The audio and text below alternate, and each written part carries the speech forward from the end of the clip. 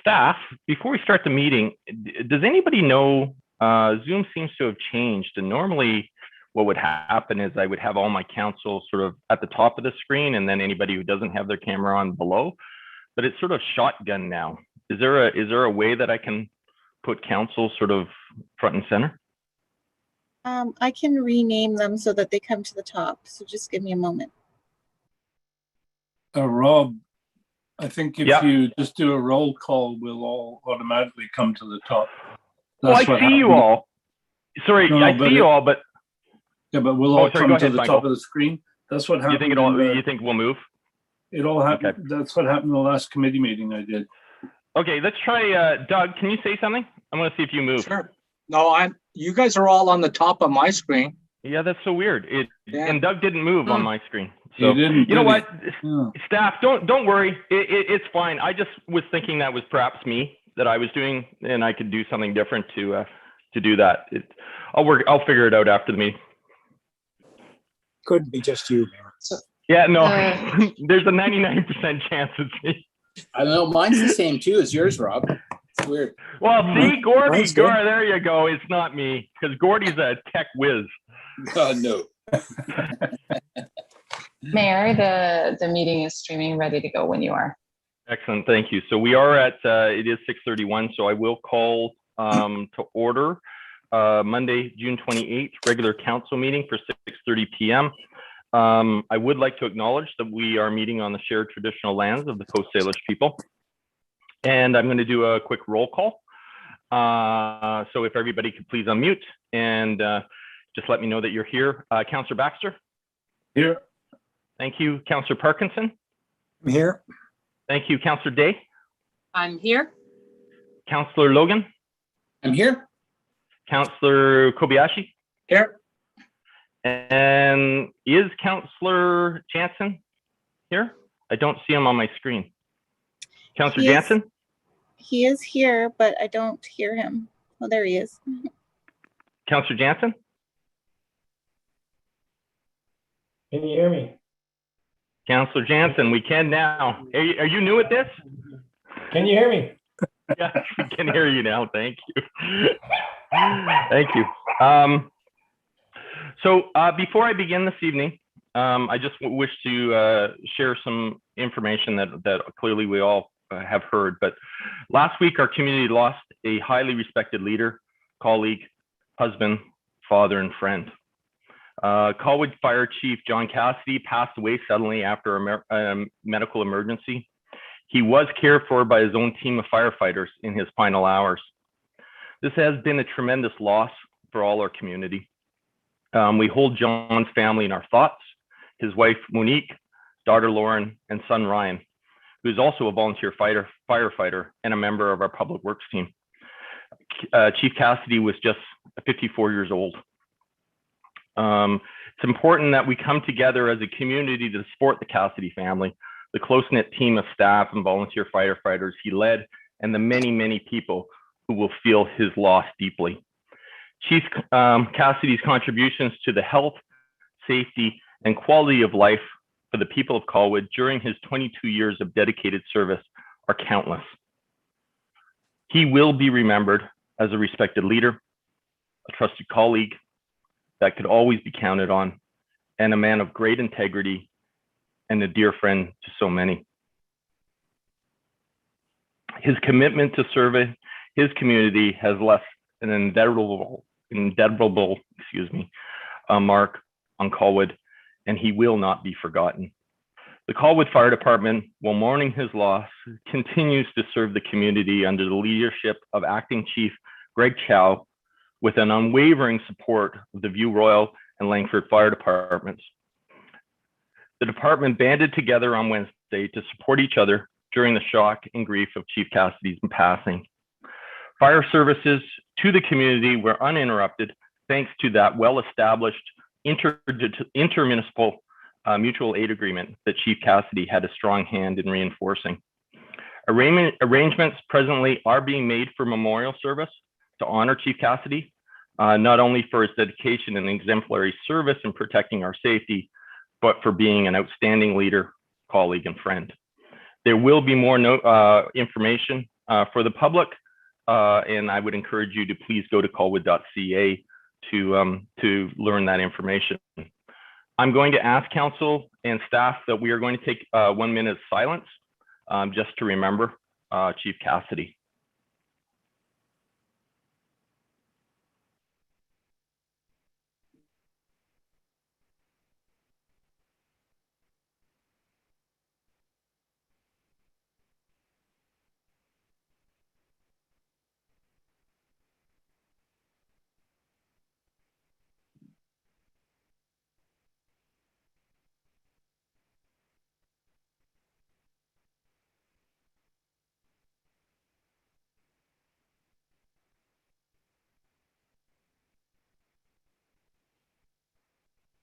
Thank you, everyone.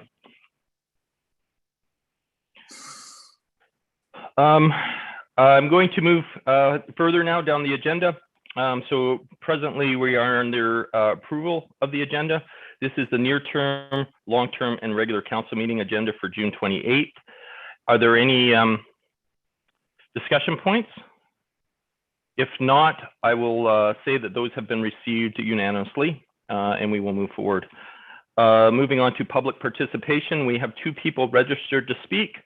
Staff, I'll have you introduce the first person. Okay, our first person is Carol Brown. Carol, could you please press *6 to unmute yourself? Sorry. Thank you. Thank you, Mayor and Council, for this opportunity to speak with you this evening. I'm here to speak to the request submitted by Citizens Environment Network in Colwood, or CENIC, in their letter included in the minutes. CENIC wishes to emphasize our appreciation for the fact that Colwood has committed to reducing energy use and emissions while making our seaside community more resilient to the impacts of a changing climate.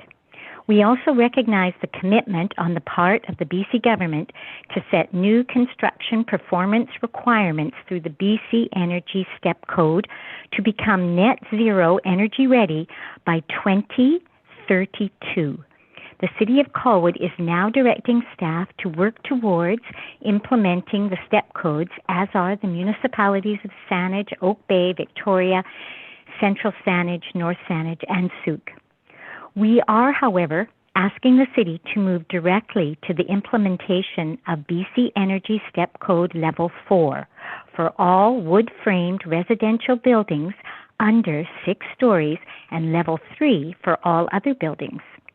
As Level 3 only attempts to improve building efficiency by 20% of the existing BC Building Code, this leaves an 80% increase to be achieved in whatever is left of our allotted 10 years.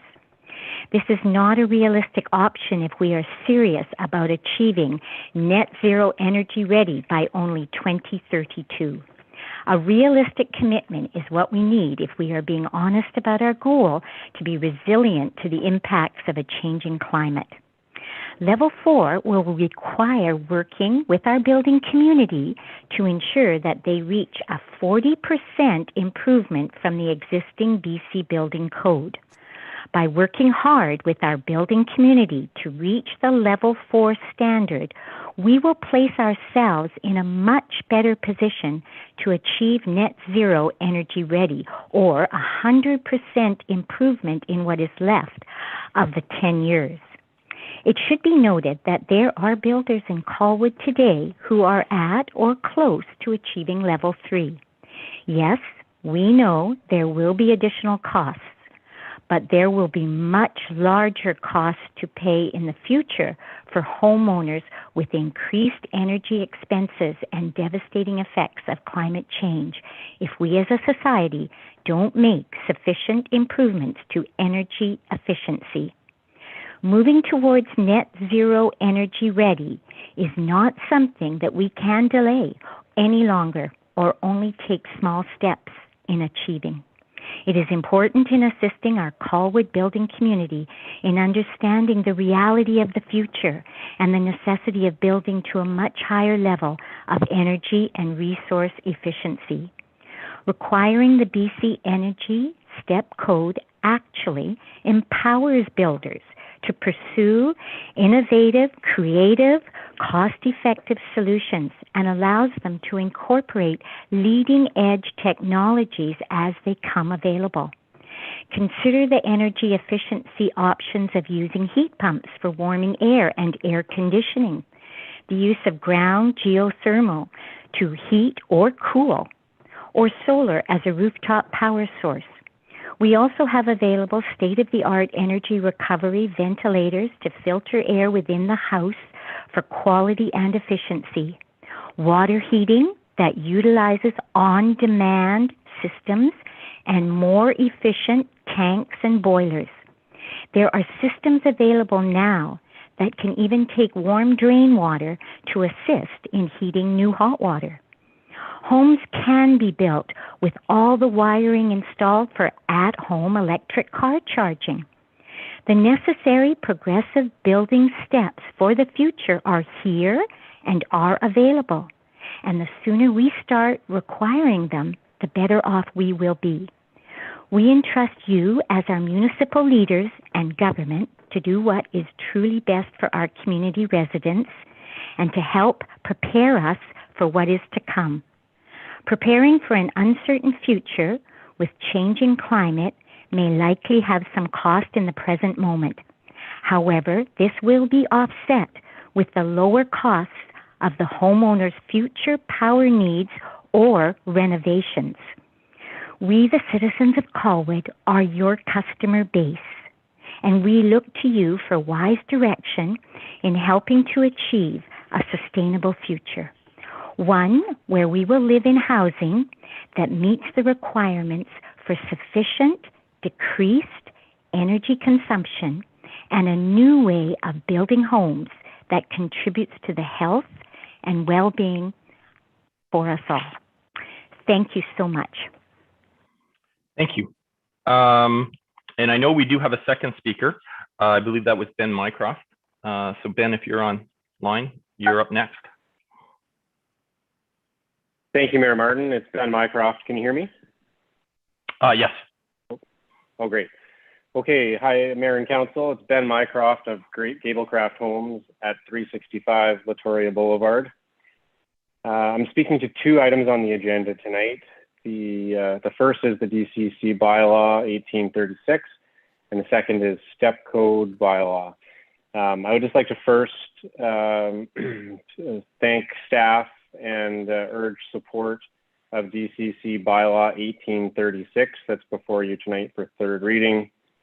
This bylaw is crucially important to ensure that the planned and we're gearing up quickly to build the intersection at Metchosin and Latoria in the spring of 2022 to address what is a growing busy intersection, and it's time for that upgrade. So this DCC bylaw is crucially important to be adopted in time for that work to proceed. So Gablecraft Homes and Royal Bay supports that DCC bylaw.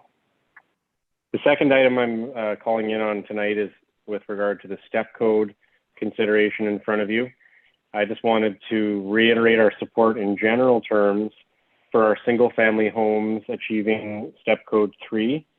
As our letter states, the vast majority of our homes achieve step code 3. Many even hit step 4, but on occasion we do have some step 2s. Gablecraft has been prepared to accept step 3 for single family homes. However, it doesn't seem like our feedback was incorporated in the final report here. We do strongly oppose the ill-advised and what appears to be last-minute inclusion of 6-story wood frame residential buildings. The single-family homes we've got good experience with. We know what we're doing. We know what we can achieve. The 6-story buildings is where we've lost Gablecraft support for this process.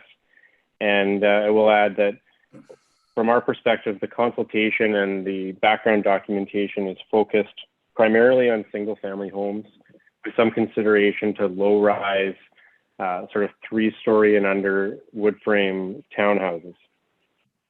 Our concern is that this would be, it is actually, in fact, a large increase in cost. It's quite a bit different than going from step 2 to step 3 on a single-family home. This is in addition to several other initiatives being considered by long-range planning right now, including other expensive upgrades to building energy electrical systems, which, alongside new off-street parking regulations with special bike storage rooms, we're starting in aggregate to add a lot of costs, all at the same time, to a class of building in Colwood that there frankly isn't a ton of, although there's increasingly more and more of them. And it's going to leave Colwood at a real structural disadvantage to the other West Shore municipalities, especially Langford, where the developers are not facing any of these extra costs. Colwood seems to be considering heaping 2 or 3 on all at the same time. So I would recommend, I had hoped to see a recommendation that was a bit more nuanced. Gablecraft Homes supports and is building to step 3. We would like to see a bit more of a stepped process for the adoption of step code as it applies to 6-story wood frame buildings. I would recommend that either we go ahead with the option presented to adopt either step code 2 or to defer the decision to give staff more time to take a slightly more nuanced approach and to consult a little more widely with regard to 6-story wood frame buildings. And that's the end of my comments. Thank you. Great, thank you. And staff, I'm just going to confirm one final time. There is no one else registered to speak or is wanting to speak. No, we don't have anyone else registered. Great, thank you. And I forgot to mention, Council, there were 5 correspondents also received, and that they were added to the agenda. So I'm hoping everybody has a chance to read those as well. Mayor's message. Just a couple of quick things. It's hot. I don't know if people have noticed or not, but some of us may be in air conditioning tonight, and some of us may just be sitting in their house feeling very hot, such as myself. So let's be conscious of that with each other. We may be a little short-tempered this evening, depending on how cool or hot we are individually. Just as a quick reminder to all the public, make sure that you're drinking lots of water. Please make sure that you're checking on your seniors on a daily basis. Seniors really struggle with this type of heat, as well as animals. And so please make sure that you're supporting all of those people. You're going to see on tonight's agenda that there's also a notice of motion by Councillor Jansen. And I just want to reiterate what a notice of motion is just one more time for people. I had a notice of motion in regards to Ocean Boulevard, which I rescinded or pulled back because I didn't wish to discuss it any further. I think I heard enough public on that. But what a notice of motion is it gives us that extended period of time where public has an opportunity to hear about it and to understand what we're going to be talking about in the future, and can actually share some thoughts towards that. So that's the whole concept of notice of motions. They're not meant to be discussed on agendas. They're just meant to give notice to the general public that it's going to be a topic on a future agenda item. With that, I'm going to move on to 5, adoption and receipt of minutes. Looking for, are there any errors or omissions to the regular council meeting minutes of June 14th? If not, I'm not seeing anyone's hands. I will say that we were receiving those unanimously. And we'll move on to 6, a notice of motion. Councillor Jansen, do you want to read out your motion, please?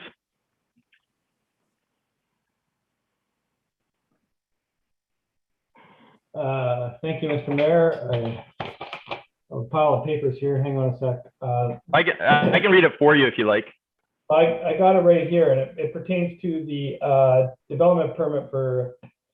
Yeah, no, I don't want any explanation, Councillor Jansen. You just have to. All you get to do is just read what your motion is this evening.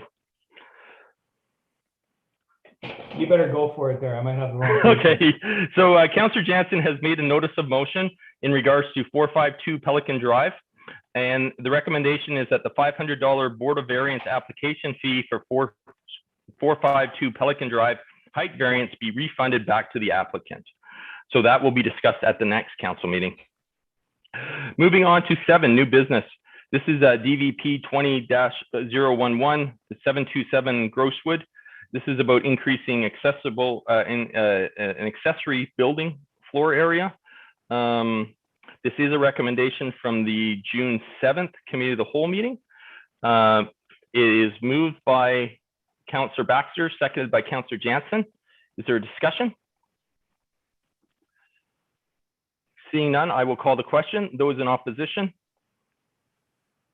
Nobody opposes. Moving on to 7.2. This is DVP 21-004. This is for 595 Bezenton Way.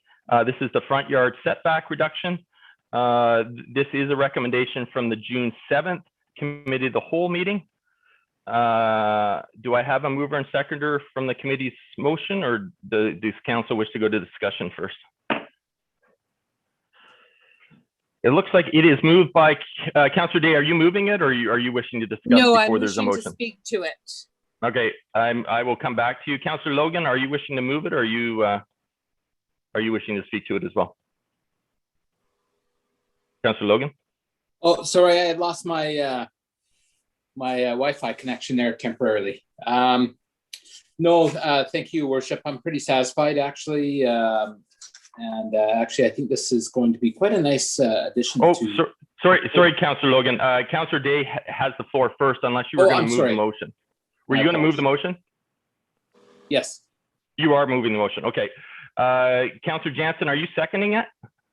Yes, you are. Okay. Then I will come back to Councillor Logan, then Jansen, then Day. Sorry, my apologies, Councillor Logan. That's quite right. Actually, you can just go on to Councillor Jansen. Okay, Councillor Jansen, do you have any other comment? Do you wish to comment? Nope. Then I will go to Councillor Day.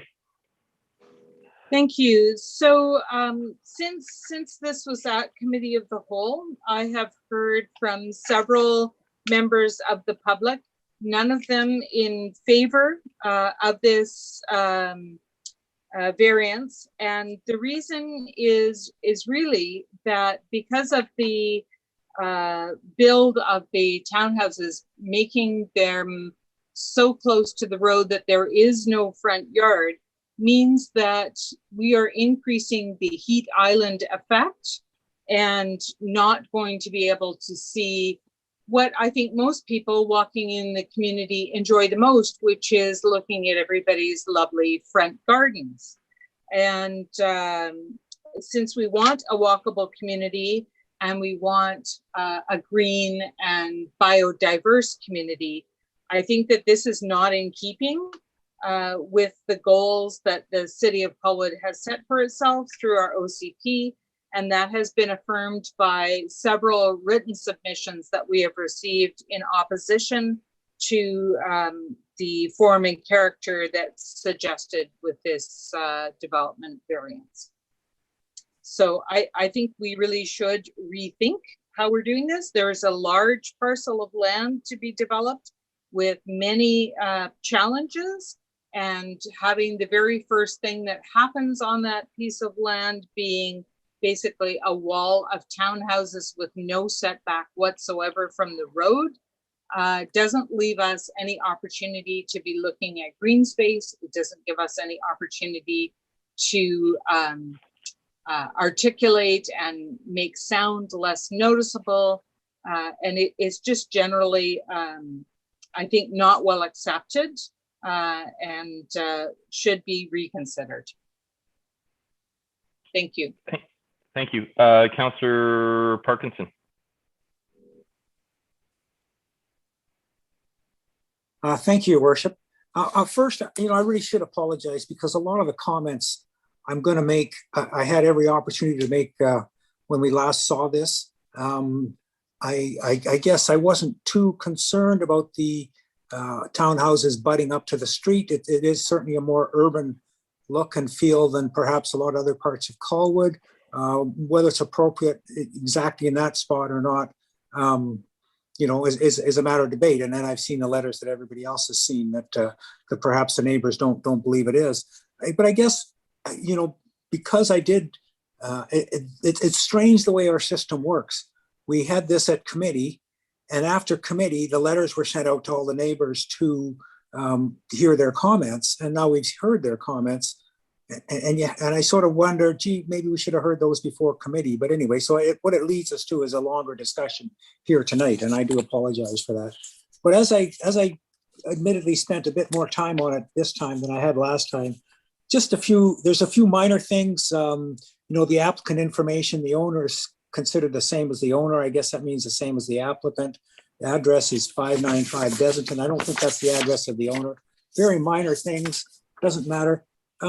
When we get into what's proposed here, the floor area ratio is 0.15. And this kind of gets to what I think I'm seeing now that I should have worried about more earlier. What we're seeing is a very partial development of a larger piece of land. What this is going to lead to, we don't know. We don't know what the rest of the property is going to look like, even initial concepts. And so we have this one phase of the strata that is 100% coverage of the land in there.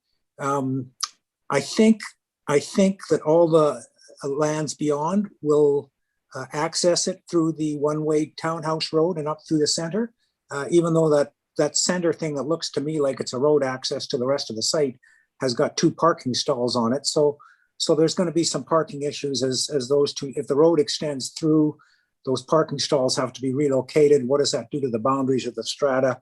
I think some of the letters we've seen talk about the strata across the street that has a nice little road running through it that is actually a private road but is treated publicly.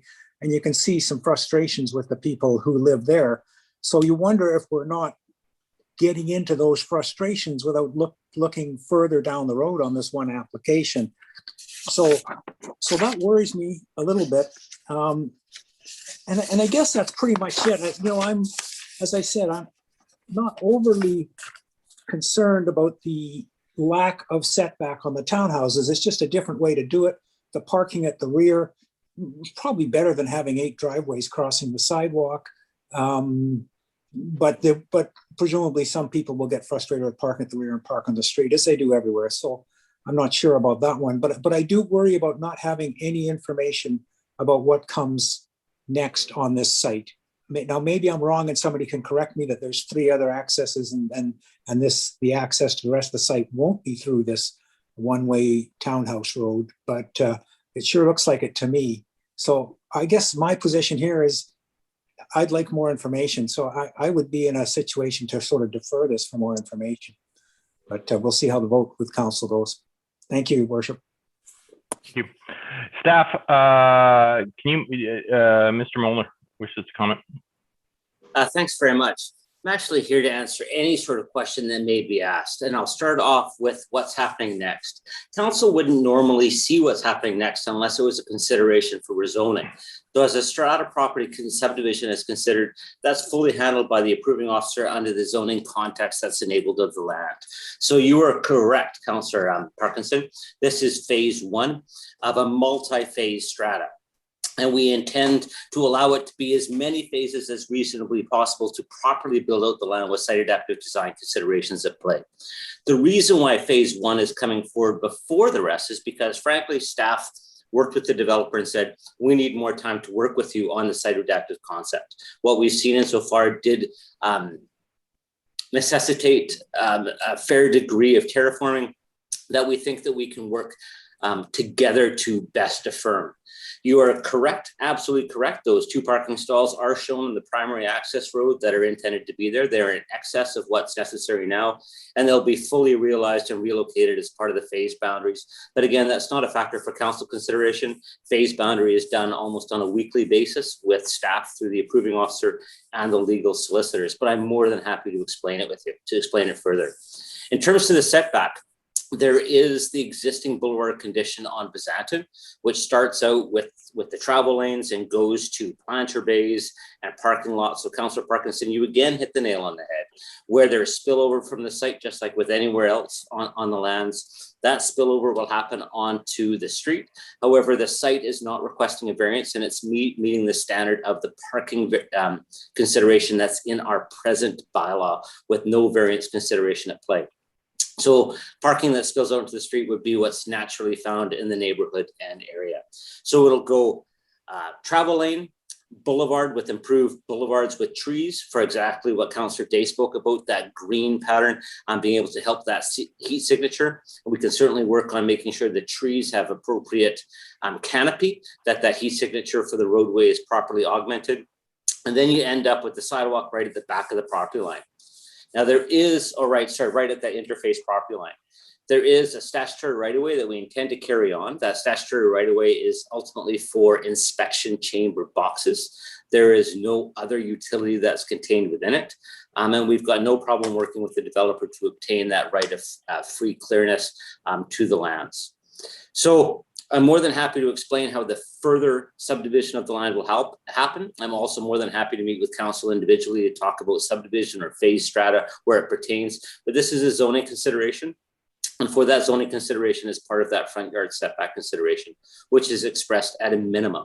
So the setback could be larger and still meet the context of what's being requested for. If staff substituted the term a maximum of 0 setback, then it would be flush up against with no room for play. So the minimum means that there actually is room to push those buildings back if we need to 0.3 to make room for an inspection chamber. And also remember that that second story is where a potential overhang will exist. And that overhang will be a minimum dimension of 450 millimeters. So almost half a meter where the eave will come out, which will create a natural setback to the front yard space. I'm here to answer any more questions that you may have about parking, the phase considerations, the percent green space left that's already and embedded in the zone as considered on the rest of the lands, the stormwater management control plan that's embedded already in the existing rest of the lands, or any other factor that council wishes to overview today. Thank you. May I, Your Worship? You may. So I guess you talk about there's going to be a number of phases coming on, and that you adjust them all the time as it may be. But isn't there some requirement in a phase strata that the initial phase has to be told what's coming later on? And isn't it like whatever it says, don't we need to be careful that who knows, maybe the developer intends to build 200 units behind, and they're all coming on that one-way road behind the townhouses and jutting up in the middle and coming back out the other way. I would suspect if that's the case, and that there's going to be some pushback at some point from somebody saying, we don't like this. Now, I get it. The people who buy the townhouses will have to be told what's coming. It'll have to presumably have to be clear at the time of selling of the townhouses, which is not for a while down the road. But I guess there's been a few of these lately where people have had these fairly complex phasing plans that have not come to fruition, and then the adjustment to them or the realization to them hasn't been what people expected when they moved in. And their natural recourse, because the developer's long gone, is to come to the city to complain. That's great questions. And if I may, through the chair. You may. So the ultimate phasing objective of a land cannot exceed that which is allowed through the zoning. And at the time of the zoning consideration for the lands, traffic density, overt nature of connectivity came forward at that time. So that was the first implementation. So you actually had 3 phases of this land already developed. And what we've done is separate those phases by the road to the existing back portion of the phase. When I mean to say that there could be multitude of phases coming in, it all depends on how the developer is intending to real estate market their sites. But you're exactly right. When the developer intends to sell the first phase, whether that's 1 unit or 50 units, they must declare to the remaining lands how many units are going to be built and the entitlement share of those units. Staff is not permitted through law to amend that plan more than a single time without it going to the superintendent of real estate and without it going to the Supreme Court of Canada. So the corporate entity is defined under the corporate strategy of law, protected by the superintendent of real estate, defined and managed by the Supreme Court, as it's all formed with the first phase of subdivision. So at this time, staff do not know how many phases that the developer intends to. I would be working with other staff members to realize a block of buildings in terms of a phase reality, and each phase has to meet its own intent for parking, has to meet its own intent for access, and the remainder of the land has to be considered in that phase consideration. So there's at least 6 legal agreements that go on strata properties that I won't bother or bore you with right now. I'm not aware of any phase strata plan inside the last 4 years that's collapsed. We have been able to deliver as considered all of the phase strata plans inside the last 4 years that have come forward for staff consideration for zoning. But I do respect the fact that there may be other instances. I know of instances elsewhere in British Columbia where they certainly haven't been able to implement that are under the same law. So that's why we have all those factors. Thank you. So I'm going to ask council that we please try and stay focused on that the motion before us right now is talking about the setback from 7.5 to 0. I understand that Councillor Parkinson was looking for a little more information in regards to helping him make that decision, but I'd really like the questions to be phrased to help you make a decision if you are going to be supporting the setback or not. I don't wish to debate the whole project or anything else. So we have a very specific motion that's in front of us right now, and I would ask the council please focus their questions to what the motion is. Councillor Parkinson, the floor is still yours. Thank you, Your Worship. That's enough for me. Thank you. Councillor Baxter. Thank you. So in regards solely to the setback, some of the public have written advocating sticking to the OCP, but as staff have quoted in the report, what is proposed here is actually encouraged by the OCP. Not in that precise language, perhaps, but it is encouraged.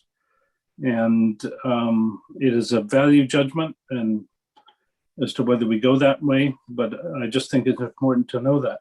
It's also important to note that the 0 setback does not mean 0 distance from the existing sidewalk. If working from the road edge, there is already a boulevard with trees in it. And I would just like to check with staff based on what Mr. Molnar said. We are not going to be replacing those existing trees, are we?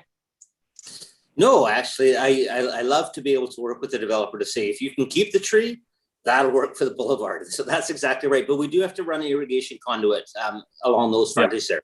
We'll work around it. And we will also need to improve that grass. It's been allowed to go to, well, to rack and ruin. So I have your assurance that that will take place as part of frontage improvements? That's correct. Okay, so there's that boulevard, then there's a sidewalk, then there's a further bit of boulevard according to the plans we have been shown. And then in front of every single townhouse, there will be another strip of grass, either as a triangle or as a strip, because there's a stairway up to the raised deck, and the building face has to be pushed back far enough to fit the stairway in. So the idea that there will be no green space whatsoever between the road and the face of the building, if we proceed this way, is not correct. Another thing I'd like to point out is that if we just look at the section of Byzantine Way that is opposite this proposed development, there is a building directly on the other side of the road that has a 0 setback. In fact, there is the concrete sidewalk runs right up to the edge of the building. And certainly to the west side of that building, in front of the proposed development, there is no green space, there's an asphalt parking lot. So I don't think that this proposed development with a 0 setback, as we describe it, is downgrading the neighborhood. Looking strictly at that part, it's actually improving it. It's actually going to be a much better looking thing than what's across the other side of the street. And to the east of this set of townhouses, it is 30 meters till the next property line. There is in fact a triangle strip of property on the east side of these townhouses that will be part of the entire strata. That means it's 30 meters from the next property. So I think a lot of the concern is not taking into account all of these facts. I actually spent a lot of time working on this over the last few days. And because of the letters I'd read, I was prepared to find fault with what's being done. But in the end, I have to say that I can see no harm that this development is doing to the neighborhood. And I think it's a really interesting development that is in fact in line with some of the ambitions of the OCP. Even the houses to the east of the site, after that 30 meters, while they have a theoretical 4.5 meter setback, they clearly don't have an actual 4.5 meter setback when you look at their frontages. And I did ask staff if they could find out what the actual setbacks are on those houses. Does any staff have that information? Okay, Yasmin Hernandez was going to try and check that. Through Councillor, His Worship, through Councillor Baxter. Sorry, no, Michael, I don't have that ready, but what I can do is I can use quickly our mapping program and flip it and figure it out. Just, I'm not going to be that quick with response. Okay, just let us know when you know. We don't need it right now. I mean, Brent, I have checked the setbacks on the survey plans for the building permits of those units. Yeah. And they have a 4.5 meter setback. Granted, we do give allowances for projections into a required setback. So there could be up to a meter of projection into a required setback, be it by a porch or other balconies, decks. They are allowed to project up to a meter on a required setback. So some of those setbacks are likely 3 meters, 3.5 meters in that ballpark. Okay, thank you for that. That's what it looks like. So by contrast, Mr. Molnar, on the resolution I think that we passed at committee was that a condition of the zero setback was that there would be absolutely no projections beyond that. Yeah, okay. Thank you. Absolutely, yeah. And that is in the motion, Councillor Baxter. Yeah, okay. So one thing I think we missed at committee is that as a condition of this development, the developer be required to construct the development, trying to use staff's phrase, substantially in compliance with the drawings we were presented as we made this decision. So can I take that as read as an amendment? Whose motion is this? It was Councillor Logan's. And yes, you may. Thank you. Thank you. And I'd like to add one other thing. In that strip of property down the east side of the development, it's chock-a-block with broom and other invasives.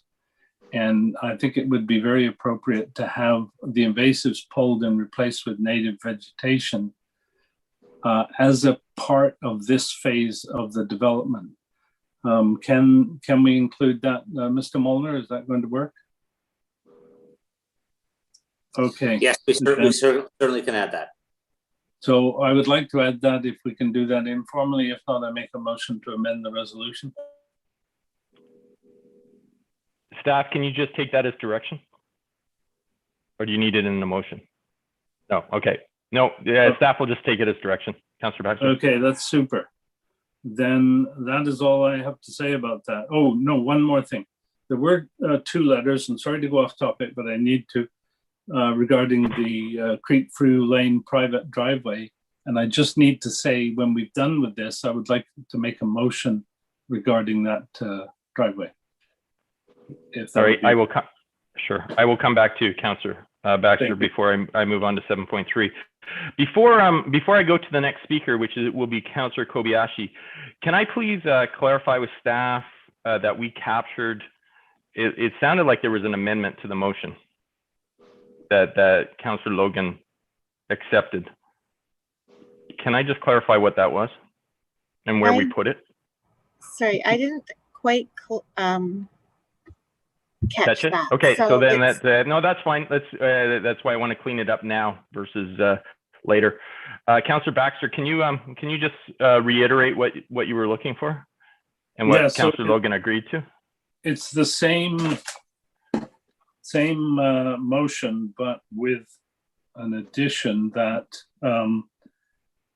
it says subject to the condition that no part of the building or structure, et cetera, and we add and that the development be constructed substantially in compliance with the drawings presented when this variance was awarded or approved. Okay. And Councillor Logan, I'm just confirming you were comfortable with that. Great. And staff, do you have that now? Sorry, staff, go ahead. Sorry, I thought I heard Amanda. Did you need it? Are you good? No, it wasn't me. Yes, I'm good. Thank you. Okay. Councillor Kobayashi. Sorry, Councillor Day. Just yeah, a point of order. And I don't like to be a nag, but I'm hearing references to whose motion it was. The motion belongs to all of council. It does not belong to the mover or the seconder. And we have had that confirmed in our sessions. Thank you, Councillor Day. Thank you. Councillor Kobayashi. Thank you, Your Worship. Through the chair. Question, Brent. I want to clearly understand, where is that actually measured from? Is it from the sidewalk or from the right of way? Where's that off? How do you start measuring that offset? It is from the property line, and in this case, visually, it's almost easy to determine that sidewalk, the back edge of the sidewalk, so away from the road, the back edge is back on property line. It's right on the property line, so it's measured from that same junction point. So what you're seeing there is a very real interpretation of distance. Okay, because it almost looks like we're looking at blueprints. Obviously, they're not, landscape or, they're not renderings or anything like that. And it kind of, I pictured it as the zero offset as looking like the townhomes along Latoria Boulevard. Is that what we're looking at then? So there is a little bit of green space, as you walk into each of the townhomes. And that's what I pictured it as when we said zero setback on this. Am I incorrect in my assumption? Because that's how I pictured it by looking at a blueprint. You're through the chair. No, you're not incorrect. Those are intended to be tight. They're intended to be up front. As Councillor Baxter explained, there is that triangle as you're coming down from the staircase. But I think it's a good reference that you've provided to Latoria Boulevard and that section east of Ryder. That's a near zero offset as well. That's what I thought it was. Okay, so it's not as bad as I thought it was. The assumption was that everything is just right on the sidewalk. So, and then it doesn't fit the neighborhood, but that's a bit better. They are, the houses along there, I'm surprised at 4.5 meters because they certainly don't look it, but because they have the garages in the front, of course, and they got little front yards. So, okay, no, that you answered my question. Thanks very much. Great. Councillor Jansen. Thank you, Worship, and I'll be laser specific. Brent, a couple things. Can you remind me again? couldn't find it quickly here, but what need are we addressing on the front side of this property? I'm sorry, Councillor Jansen, through the chair. What need are we addressing at the front to enable this push forward? Exactly. What remind me what were we trying to address there by moving everything forward? It wasn't far off spoken by other parties tonight. It is to frankly give as much room as possible for the back. We're going to need to take a road up and through. I'm trying to work in around saving those rocks. And so it was to look to see if we could create that front present, which, as Councillor Baxter pointed out, is the intention of portions of the OCP, is to get that front metric. In essence, we are then attempting to be as compliant as possible with the OCP and the language in it, just not on the front side, but on the back side. Is that a fair statement? Yes. Okay, thank you. And since we're giving up some frontage here, sorry, the community is giving up, some green space. Is that being made up on the backside somewhere? Thank you, Councillor Jansen. The backside, so this land borders on Olympic View to its west and south. So the backside in Olympic View has actually an environmental protection area with buffer that's called the hard hat fen area. So this area does buttress right up against it. It's got a stormwater management corridor along the west portion of it that expands as you get closer to that hard hat fen area. So it will be a protected area. It will be environmentally enhanced, but it won't be a manicured park. It'll be more natural scape. Perfect. I love it. And I guess my point is, it would be a rub for me and for my neighbors and the community in general if we had them move their buildings forward so we could squeeze one more in somewhere at the back. Far more defensible position for me to say, we gave up a little bit on the front, we gained a net benefit at the rear by an increased setback or where it joins the green space. Is that a fair statement? And that's certainly something that we could continue to work with the developer to meet. And I hope that if this does pass, that won't be lost on the developer, and that we can, through your amenities discussions, leverage that into one of the other adjoining green spaces that our community enjoys. So thank you. And the only other thing I would say, I have a tough time figuring out sidewalk level with kind of that view. Sorry, you can't see my paper. I would love to see a bird's eye schematic of this in the future, Brent, or from the next developer, that just a bird's eye top-down view, from 100-foot level that shows these calculations, like Councillor Baxter went through, as far as the distances, and there is a swath of green space, and there is a front yard, and there is a porch. That kind of view, I would find useful. That's just a statement. Great, thank you. I don't have any more first-time speakers. I have two councillors wishing to speak a second time, Councillor Day and Councillor Baxter. I will need council. Does council have any objections to allowing second-time speakers? I'm seeing no hands, so Councillor Day. Thank you. It was really just a follow-up question. I was trying to be brief in the beginning. I've heard a lot of information. I just want to draw your attention to pages, I believe it's 40 and 41 of our agenda package, where you will see that overview, the overview of what we're getting and what we're giving up. And you will see that what we're getting is parking lot and roadway. There is no green space at the back that is identified on the materials in our package. And on page 41, it shows an artist's rendering, which is what Councillor Baxter was speaking to. The green space that we're talking about there is very small. That is in the artist's rendering that we're looking at. I'm not sure how these trees will survive into the future with the very small area that they have that are depicted here. But we are talking about a couple of feet of grass. And we have not addressed the issue of the roadway because that is not part of this motion, but it should be a consideration because of the form and character of this build is such that there will be no other opportunity to address those issues later. Thank you. Councillor Baxter. Yeah, addressing Councillor Day's point, the location of the trees shown on page 40 is, I believe it's 40, no, 41, is completely wrong.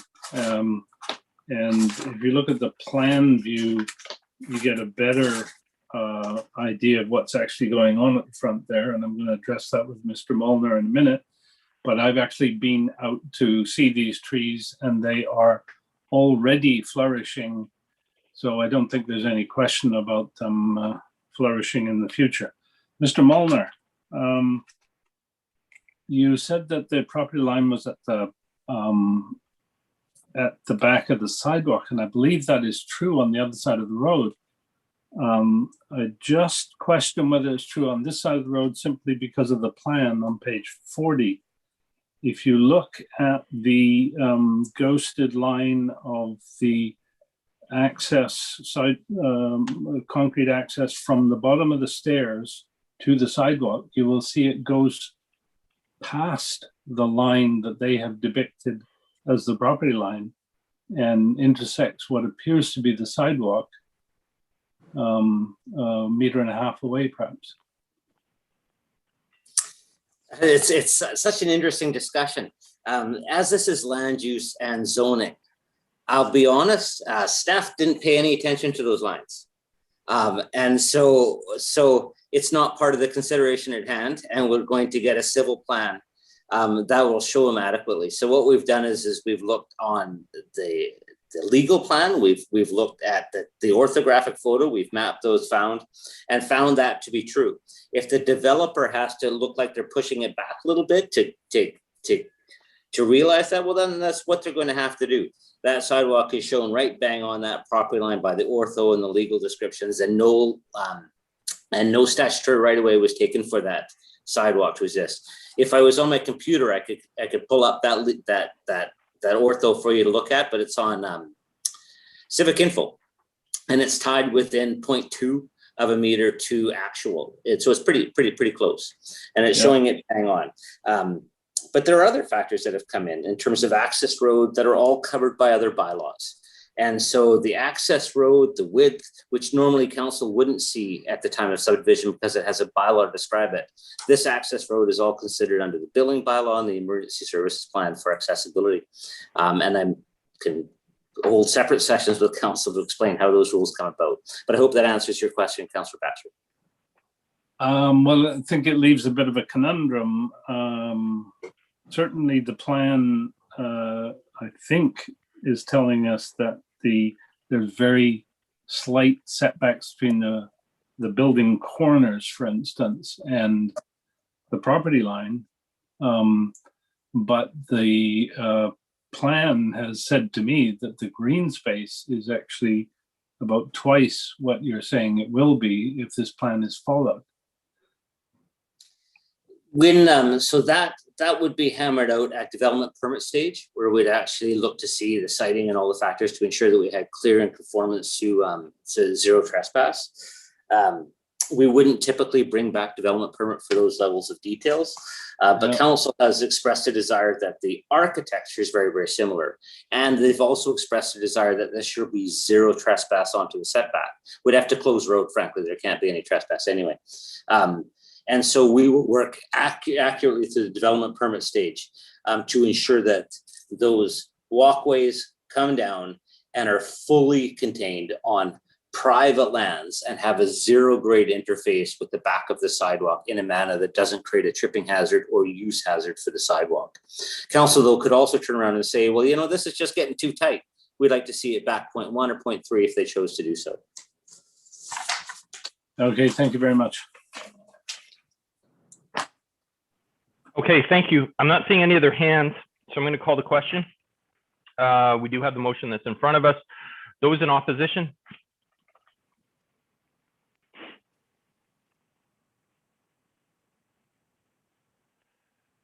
Councillor Day and Councillor Kobayashi oppose. Motion arising from Councillor Baxter. Okay, so there were two letters about Creekview. And I believe that Creekview was created when the rest of Jansen hadn't been built, and a developer, and I can't remember which one it was wanting to build some, I think it might have been the same developer that built Creekview, must have been, yeah. So that developer was wanting to carry on with his development and put Creekview in as a temporary access to Jansen Way.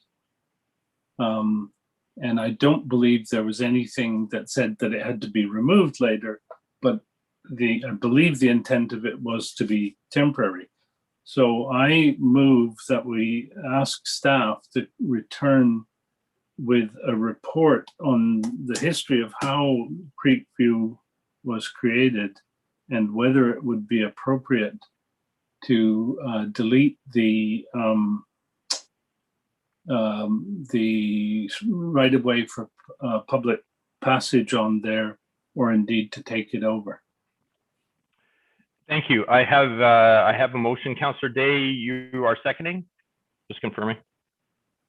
Sorry, no, I'm discussing. Okay, then I will remove your hand. I'm looking for a seconder first.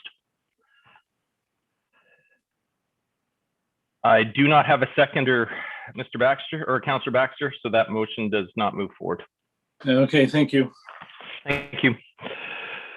We are going to move on to 7.3 then. This is Sandra Russell, our Manager of Corporate Communications, regarding the draft 2020 annual report.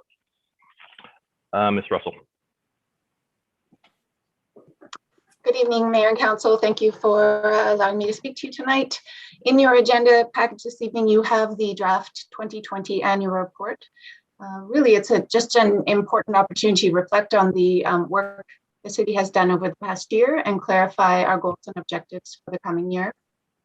There's some detailed statistical information in there that is quite helpful, paints a contextual picture of Colwood. And it's really just an invitation to the people of Colwood to learn more about what's going on in Colwood and connect with us.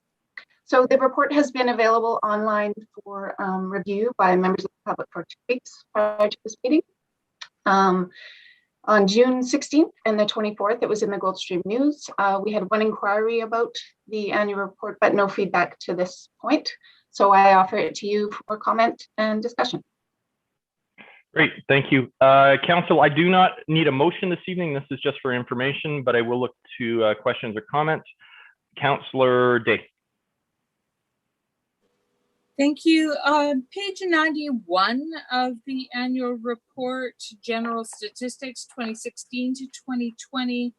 The 2020 statistics have stars on them and are the same as the 2019. Is that an error or is that an anomaly?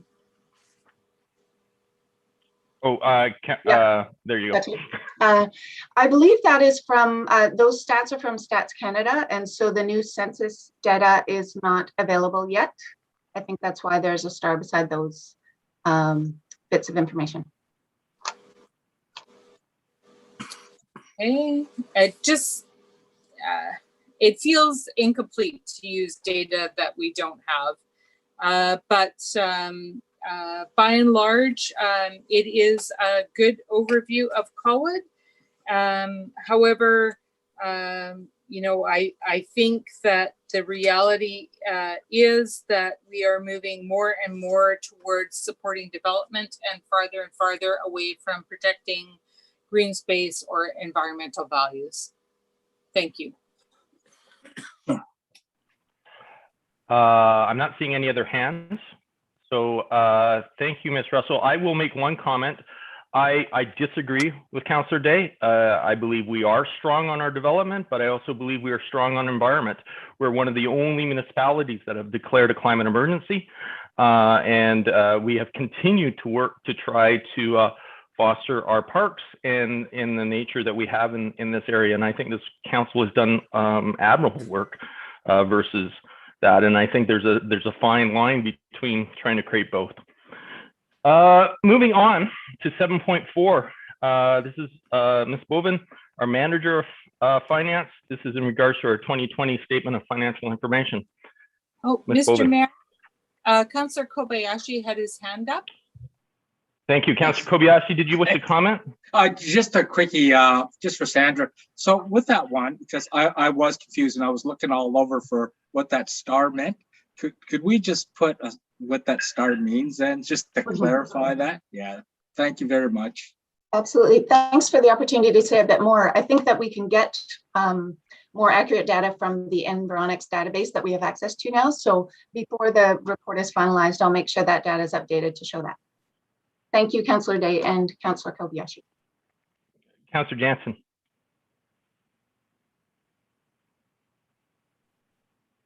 Thank you, Worship. It's a nice looking report completed by staff. I appreciate the graphics and the colors and what have you, Sandra. It's well presented. Thank you. And just a final thought. You know, Councillor Day's statement just didn't sit well with me, and I perhaps was maybe a little bit too quick to the punch. But generalized statements like that, I find that offensive, because I think we sit here and take important decisions weekly. And we've done a lot of work with our Parks Master Plan and some of the trails that are coming. To think that she's the only one.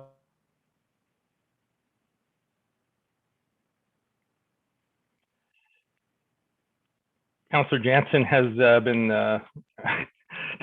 taken away. I'm not sure where Councillor Jansen has gone. He's completely frozen up. So I'm just giving him a moment to come back. Otherwise, we're going to move on. I'm going to wait. I'm going to give him 5 more seconds. 4, 3, 2, and hopefully he'll log him back in at some point. I am going to move on because we are now on 7.4. This is Ms. Boven, regarding our manager of finance regarding our 2020 statements of financial information. Ms. Boven. Your Worship. So we're presenting the 2020 Statement of Financial Information tonight. This is a legislative requirement as per the Financial Information Act, and it includes information that isn't included in the financial statements that Council has recently approved. I will remind Council that the Statement of Financial Information is prepared on a cash basis as opposed to an accrual basis. And so what that means is that it incorporates all of the payments made during the calendar year. So from January 1st to December 31st, 2020, regardless of if it was a 2020 expense. So it may have been a 2019 expense paid in 2020, whereas there will be 2020 expenses that won't show on this, that will show up on the 2021 Statement of Financial Information. And so just a couple things I want to draw your attention to. On page 165 of the agenda package is section 6, and it's the schedule of council remuneration and expenses. So as you can see there's a total remuneration of just under 130,000, and that has increased very minimally by just $2,500 over the prior year. And then the expenses are just over 5,000, and those have decreased substantially, I think, primarily due to COVID and the lack of travel. So those are about $26,000 less than they were in 2019. And then on the following page, so page 166, section 7 is the schedule of employee remuneration and expenses. So I'm just going to do the same thing here.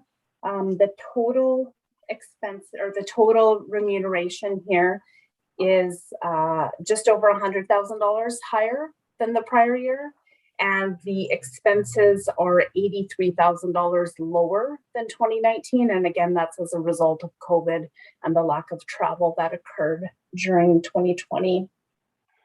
Now, I'm not going to go into detail on any of the other schedules, but I'm happy to answer any questions that you may have. Great. Thank you. Council? Councillor Day, Dan Parkinson. Thank you, Ms. Bovin. I'm just wondering on page 167, section 8, schedule of severance agreements. I'm just wondering why there's no monetary figures since this is financial information. Yeah, we are sorry, Councillor Day, through your worship. We are not required, nor are we supposed to include financial information. We are only supposed to disclose the representation of the number of months of compensation. So that's as per the Financial Information Act and the regulation that directs us on what information to include. Thank you. Thank you. I'm not seeing any other hands. So we do have a motion a recommendation that the 2020 Statement of Financial Information be approved and that the Mayor, the Director of Finance, and the Manager of Finance be authorized to sign the approval of the 2020 Statement of Financial Information. Maybe get a mover and seconder to that. It looks like it is moved by Councillor Baxter, seconded by Councillor Kobayashi. Is there any other discussion? Sorry. Seeing none, I will call the question. Those in opposition? Nobody opposes. Thank you. The next is Mr. Smith, who is our Senior Bylaw Compliance Officer, regarding a bylaw dispute adjudication system and bylaw enforcement notice bylaw. Good evening, Mayor and Council. Thank you for having me. I have a short PowerPoint presentation to show you tonight regarding the bylaw dispute adjudication system and the bylaw enforcement bylaw.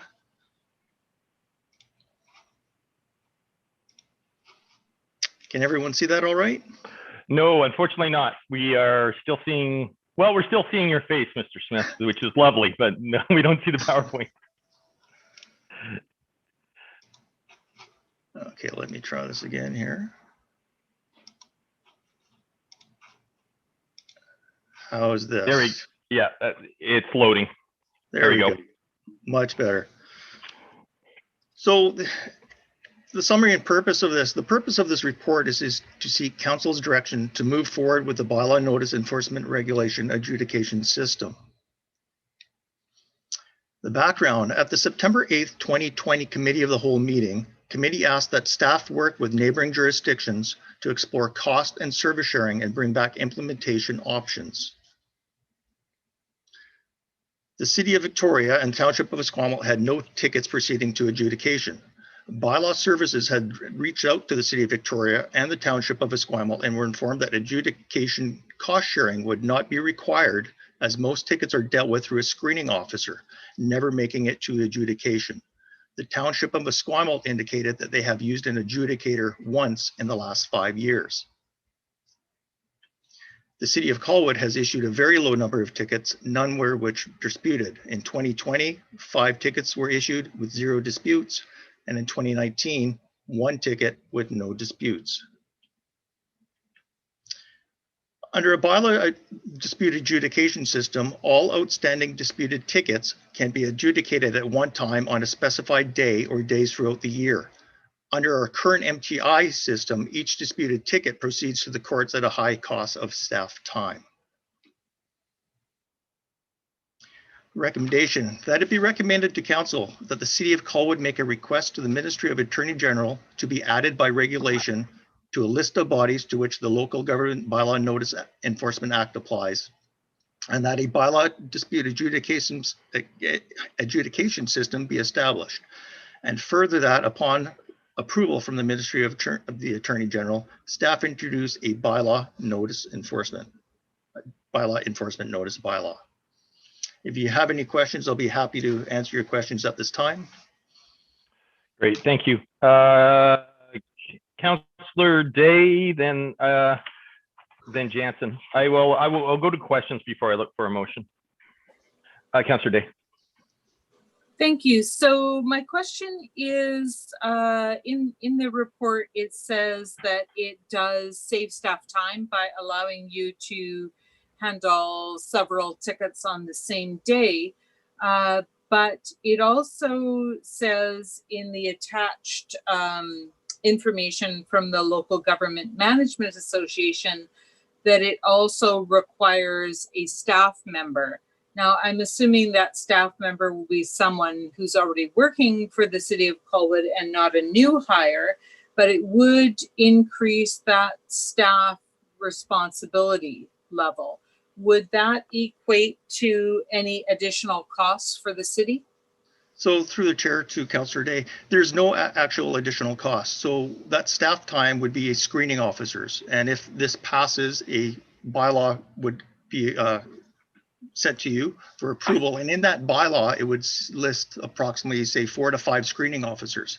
So if somebody has disputed a ticket, one of those screening officers, which could be myself, it could be a admin assistant, it could be a manager of another department, looks at that, decides if the ticket's going to stand or not, and makes the decision off the evidence given.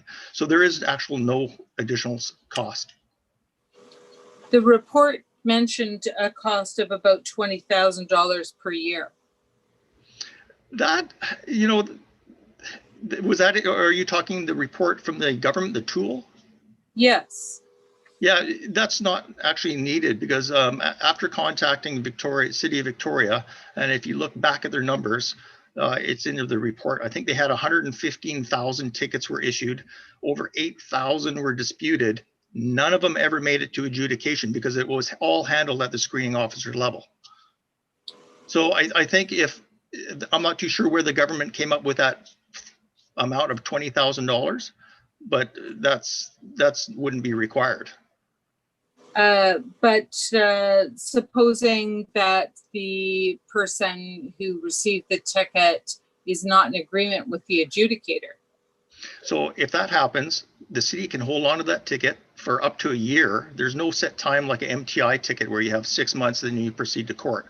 So you hold on to that ticket, you wait until you have more adjudication come in. And if somebody wants to take it further, then you can. So you can accumulate those tickets, which actually would save cost time. Because right now with our current MTI system, if I was to issue a ticket, it gets disputed, I go to court with that one ticket. Whereas the adjudication process, I can wait until I have 5 or 10 tickets. And then there's no going to court, it's all handled in-house. Okay, I have some comments to make, but they are not questions. Mr. Mayor, how would you prefer that I deal with that? No, go ahead now. Okay, thank you. I am concerned because if issuing the ticket isn't worth pursuing the ticket, should we be issuing them? And I don't know if Esquimalt and Victoria's bylaws are the same as ours, probably not, or which items they're dealing with most. But I'm very concerned that we could end up in a situation where citizens' rights are not protected, that bylaws are written kind of in a bubble where we are not as aware of what matters to the residents who, you know, there's a lot of different types of neighborhoods in Colwood where what works in one wouldn't work in another. And that's always been a difficulty. And the idea of having a staff member be a gatekeeper to bylaw infractions, it just does not sit well with me. We have had a great deal of difficulty following legislation that's clearly written and posted as a city.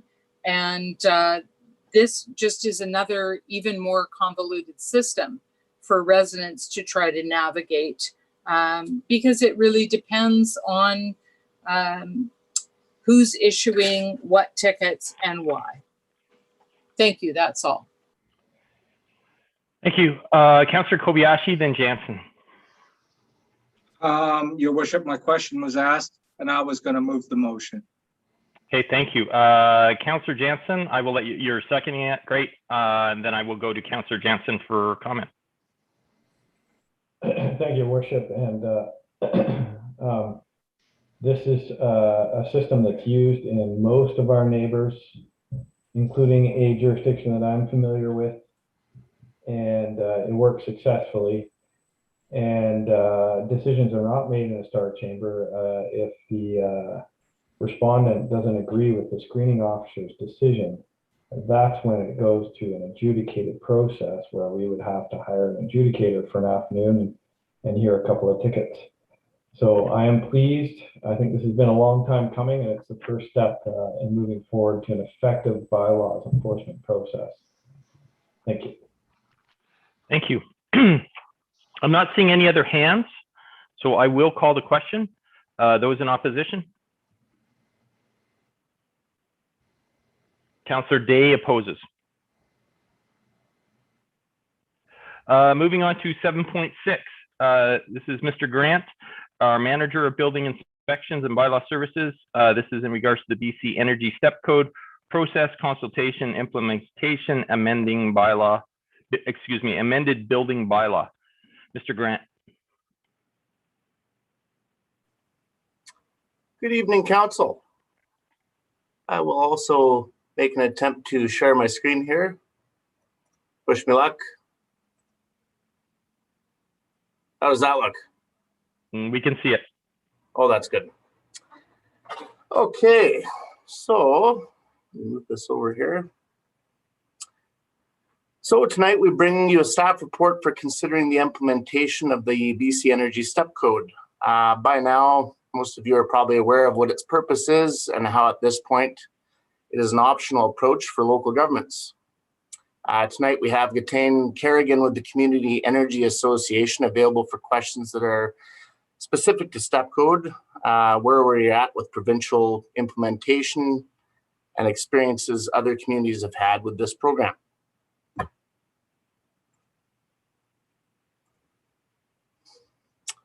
The BC Energy Step Code is an optional compliance path in the BC Building Code that local governments may use if they wish to incentivize or require a level of energy efficiency in new construction that goes above and beyond the prescriptive requirements of the BC Building Code.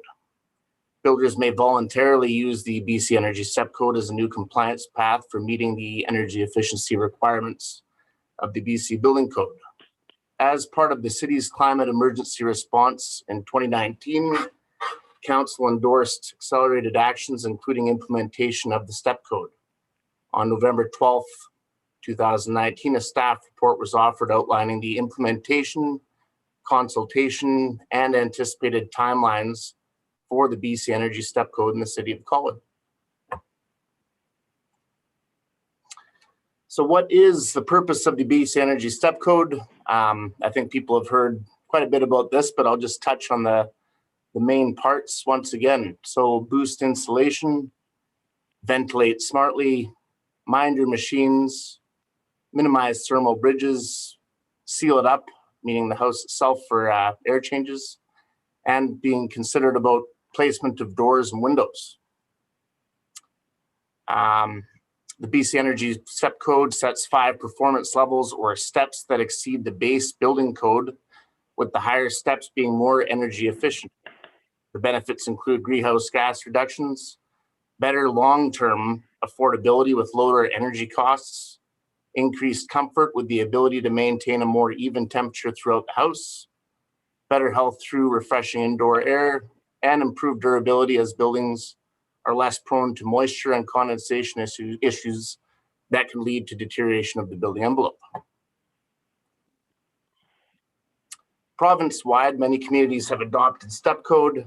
As of a couple of years ago, interesting fact, over 70% of the population in BC lived in a community that had adopted it. Obviously, that's probably gauged largely off the Lower Mainland. It's likely that the Step Code will be mandatory in our next BC Building Code cycle. In theory, it will be December 2022 when that comes into effect. It is prudent to prepare for this change as it provides an opportunity for incentives, education, and familiarity with the process. This illustrates where our neighboring municipalities are at. So it shows that several of our neighboring municipalities have adopted step code. Others are in the process of doing so or waiting for it to be a prescriptive requirement in our next code cycle. There are incentives available for building a house to the standards set out, including the supports on display with BC Hydro and Fortis. And obviously we would like to add these links to our website if Colwood chooses to adopt this program. Gaetan, at some point at the end of this slideshow here, would be able to chime in a bit more on incentives. So consultation with the community, developers and builders. A step code readiness survey was completed in December 2020 through a questionnaire sent out to builders and developers. And then a further step code implementation consultation was completed in May 2021 through a memorandum sent out to 35 builders and developers for their feedback. Staff also met personally with 4 of our most common current builders for a further opportunity to provide thoughts. What is proposed was also posted on the city's website this spring. Some examples of replies from the total consultation conducted were: a consistent approach to energy step code would be appreciated across municipal borders. Incentives would make the change more appealing. Some builders, developers of Part 9 residential said they would prefer to wait until step code is required by the BC Building Code, while others said that they support the direction the province is going and take pride in building beyond the minimum standard. We had a local developer of Part 3 wood-framed residential that said that they are already exceeding the proposed steps through ASHRAE in the BC Building Code. But then also another one mentioned that they are not in support of larger wood-frame buildings being at step 3.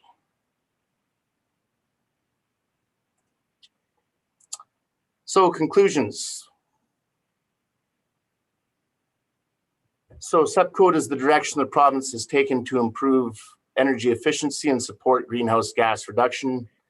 Southern Vancouver Island is relatively mild as a zone in BC, and the proposed requirements to meet Energy Step Code 3 will not significantly change construction assemblies.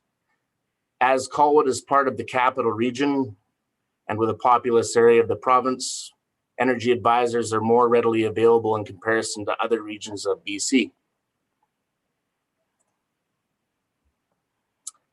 The options that we have laid out for you, option 1 was in line with the original report from 2019, which was worded slightly differently, but alluded to the same thing, where I'll go to the original report. Step 2, June 2020 for all new residential commercial buildings. Step 3, June 2021 for all new standard Part 9 residential buildings, and all new complex Part 3 wood frame residential buildings. So what we have is in line with about 3 of our neighbors, and then quite a few lining up in the Lower Mainland as well, as far as that first breakdown goes there. And here we are at questions, which I'm sure there'll be a few. Councillor Day.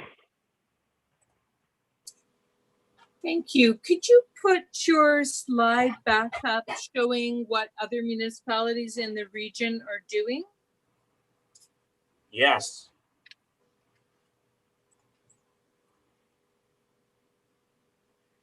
That show up for you folks? Yep.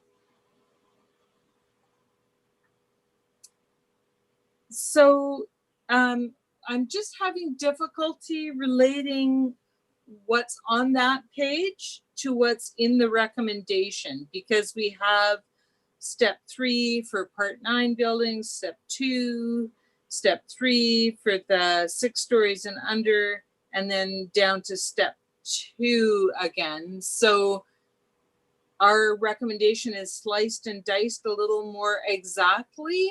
How does that compare to the 1, 2, 3, 6 other municipalities that are at step code 3? Thank you for the question, and through the chair to Councillor Day. This chart right here was basically honing in on single family dwellings, so houses.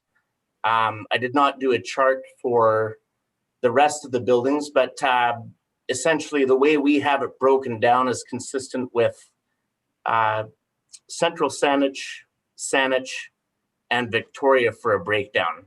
I don't have the information at my fingertips right now for the other ones, but would be happy to bring that back. It's also quite in line with our neighbors across the water there in the Lower Mainland for a breakdown.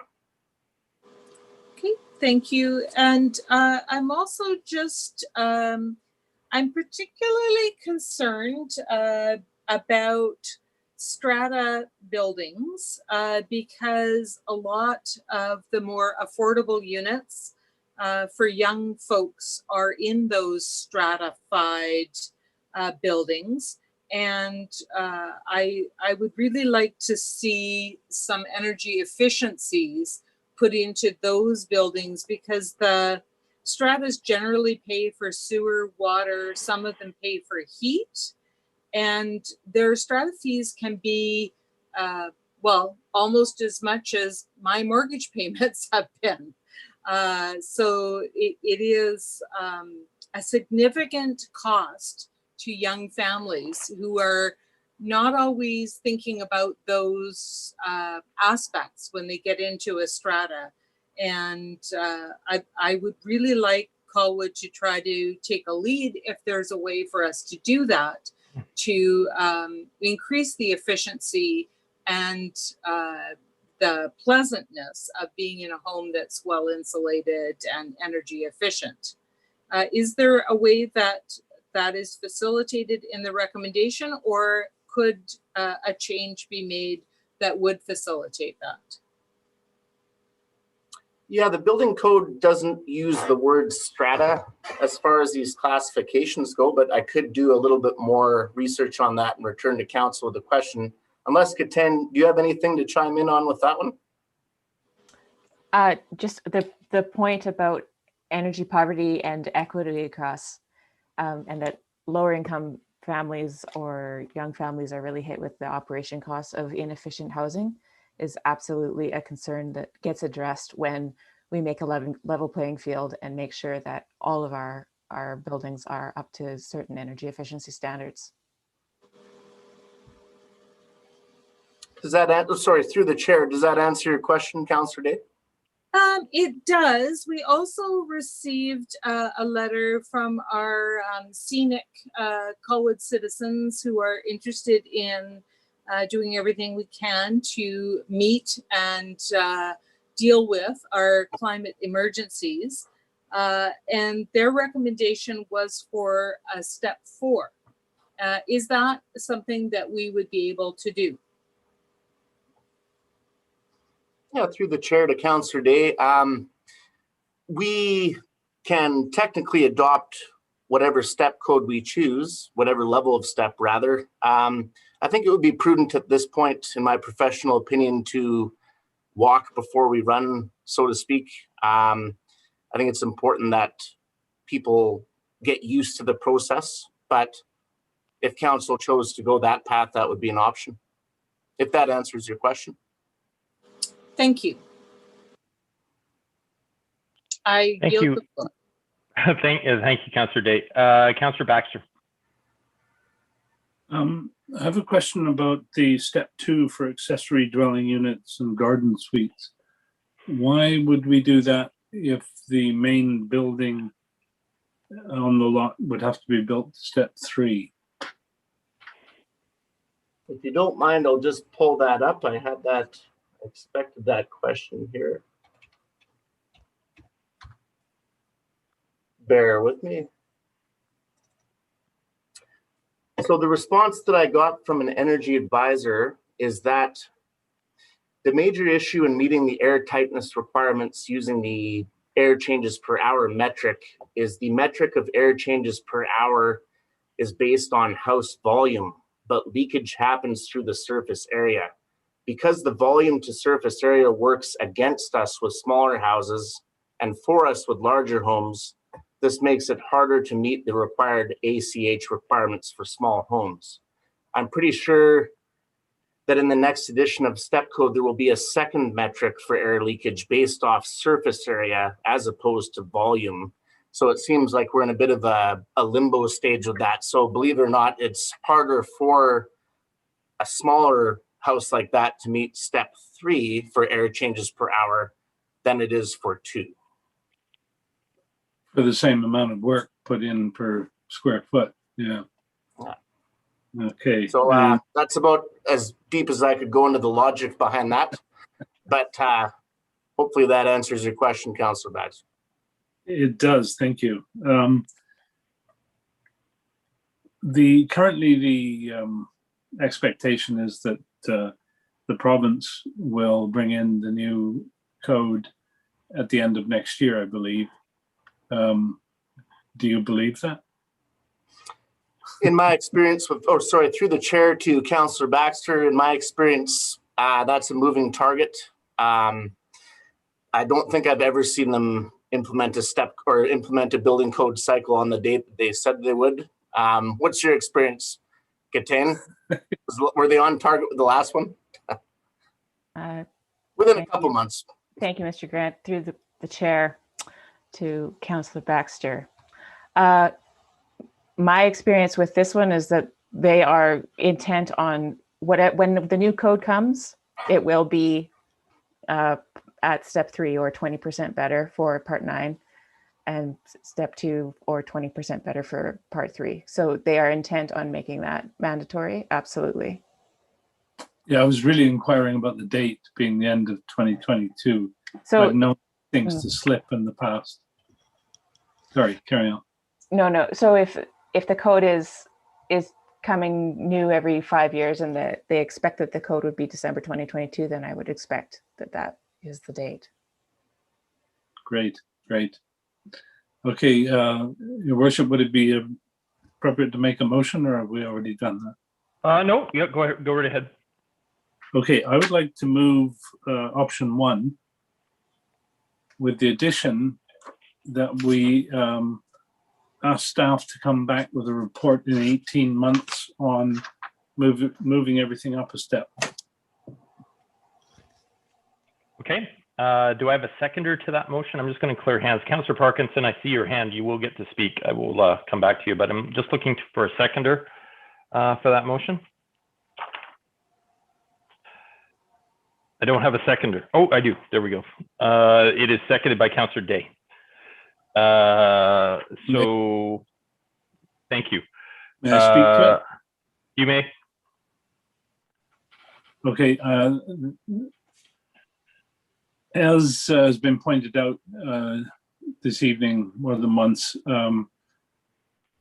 the cost of meeting a certain step lies with the builder, and I sympathize with the builder.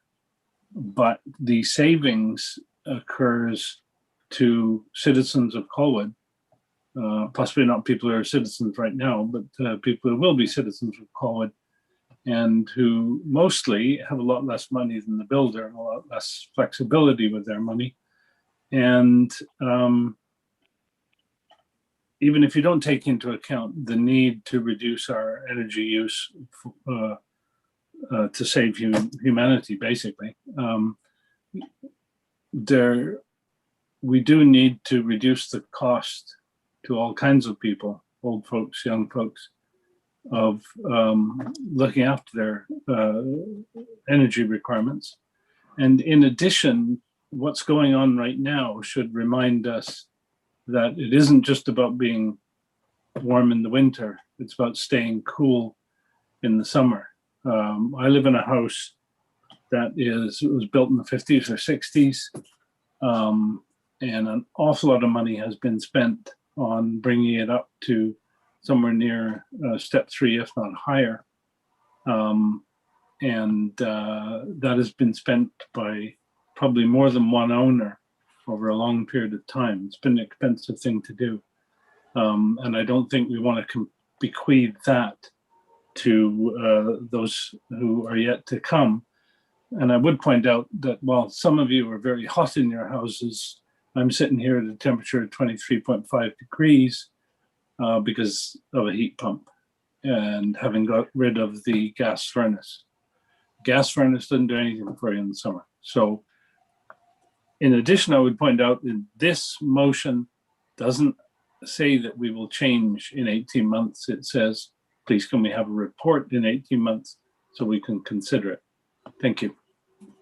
Thank you. You're lucky I didn't cut you off earlier because I'm sitting in 28-degree weather in my house. Councillor Day, you seconded it, so I will give you an opportunity if you wish to make a comment before I go to Councillor Parkinson. Thank you. I just want to say that I do understand that knife edge that our developers are on with struggling with a lot of increased costs, but they're the only ones who are in control of the whole picture. And finding ways to be cost effective needs to come from a place of making the best house possible for the people who are going to live there. And I think we have some excellent builders who have done phenomenal work thus far. But our job is to represent the citizens of Colwood and what's in their best interest. And with the changes that are coming to our climate and the depletion of fossil fuel resources around the world and the terrible consequences of that, we are going to have to be more resilient than ever before. So I do believe it is our job to set that direction and to make it very clear and try very hard not to surprise anybody with the rules, but to really be very clear in our indication of where we're going. Thanks. Thank you. Councillor Parkinson, then Kobayashi. Thank you, Chair. Mr. Grant, you showed a chart of the various subsidies available for going to different step code levels. And is that dependent on the city passing a bylaw, or would that be what existing builders are getting if they can meet those targets today?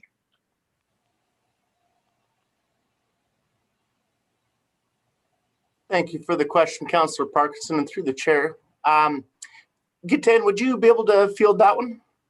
Yes, thanks, Mr. Grant. Thank you. To the chair, to Councillor Parkinson, it is not dependent on whether or not the city has adopted. If they choose to do an energy model, do the air tightness testing and get the mechanical systems sized, then they've met all the requirements and they can demonstrate that they've met a certain step, they are eligible for those incentives. Great, thank you so much for that. So, you know, we also have heard from Mr. Mycroft that they're achieving step 3 on a goodly number of their houses, step 4 on some, step 2 on some that perhaps have different solar orientation or something. And of course, he's asking for, let's average out on a subdivision and see if we pass step 3 or step 2. Seems pretty complicated to me. I worry that we're stepping out of our lane with this. You know, we have a number of issues that relate to this. I certainly don't want to downplay the need to address climate change and do what we can. But within our purview over the last few months, I mean, we've got parking requirements that are certainly our responsibility as a council that affect the cost of building. We've talked a lot about potential chargers for electric vehicles of one sort or another. Again, that's got a cost implication. You know, if we sort of demand step 3 in a situation such as what Gablecraft describes, and I have no reason to doubt them that they can do it and are doing it consistently, but every once in a while, for whatever reason, they fall short.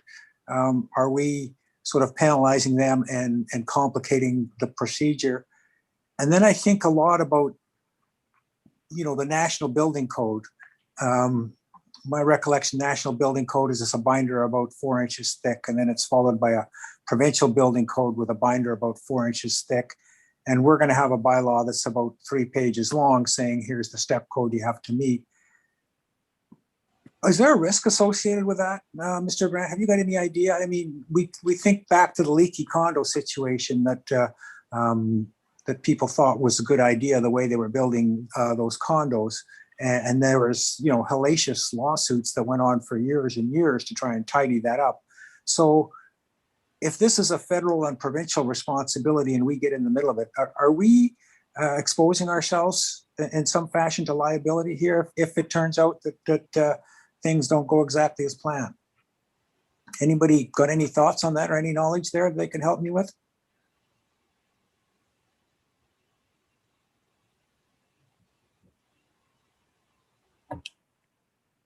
I'm looking at anybody's staff. Go ahead, Mr. Grant. Through the chair to Councillor Parkinson, I don't know if this will answer your question directly, but it's important to know that there are two compliance paths in the BC Building Code currently. So there's the prescriptive requirements, but then there's also the performance requirements. So if a local government does choose to adopt step code, then they would take that performance path in the building code. As far as the question, would we be exposed to liability? I see that our chief administrative officer has his hand up, and I'd be comfortable with him answering that.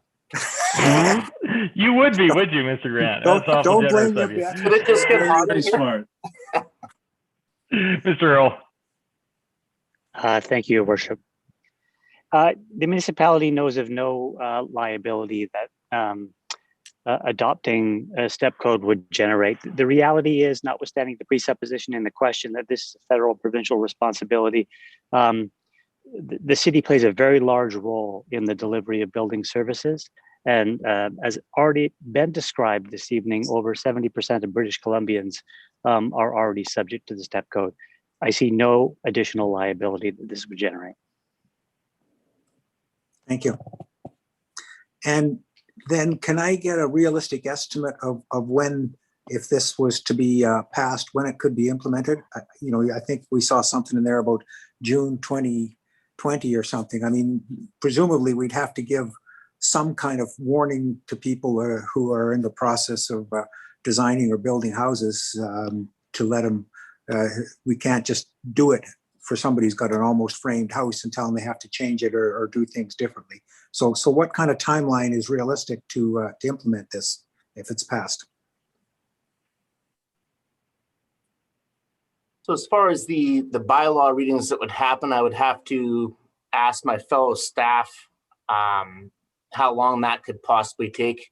As far as houses that already have a permit issued, that would not apply to them, obviously. So it would only be new applications when that bylaw is active. If that answers your question, Councillor Parkinson. Yeah, it's a start. I guess the question is when would the bylaws be implemented and how long is that going to take? And is that sufficient warning for people that are starting planning their construction at this point? We would want to make sure that we give ample notice for that. I don't have a timeline laid out tonight for when those bylaws would be laid out. Okay. I'd be happy to bring that back to council. Thank you. Ms. Kerrigan has her hand up, so she may actually have something to add. Thank you, Chair. Yes, we've been recommending to communities that after your bylaw is passed, that you give about 6 months. So it could be a January, in this case, it would be a January 1st or February 1st adoption potentially, where people who apply for a permit would then be required to have that energy model happen. Thank you. Thank you, Your Worship. Great. Thank you. Councillor Kobayashi. Thank you very much, Your Worship. You know, the funny thing, I'm in a bit of a dilemma here because I think that the step code 4 idea is a valid concept, really do. The only problem that I still see with this, it's a fine balance. It's a real fine balance because really the developer isn't going to gain anything because you know what he's going to do? He's just going to up the price of the cost of the home, and it's the consumer. And a lot of people that are buying these brand new homes are first-time buyers. They're younger couples. You know, we're talking out of one side of our mouth, we keep on talking about affordable living, you know, affordable housing, and yet we keep on adding these costs. Now, you can argue, of course, the operating costs are going to be cheaper in the long run, but they can't even get into their initial house because we keep on adding more stuff to it. Like I said, so it's not the developer that that really loses here.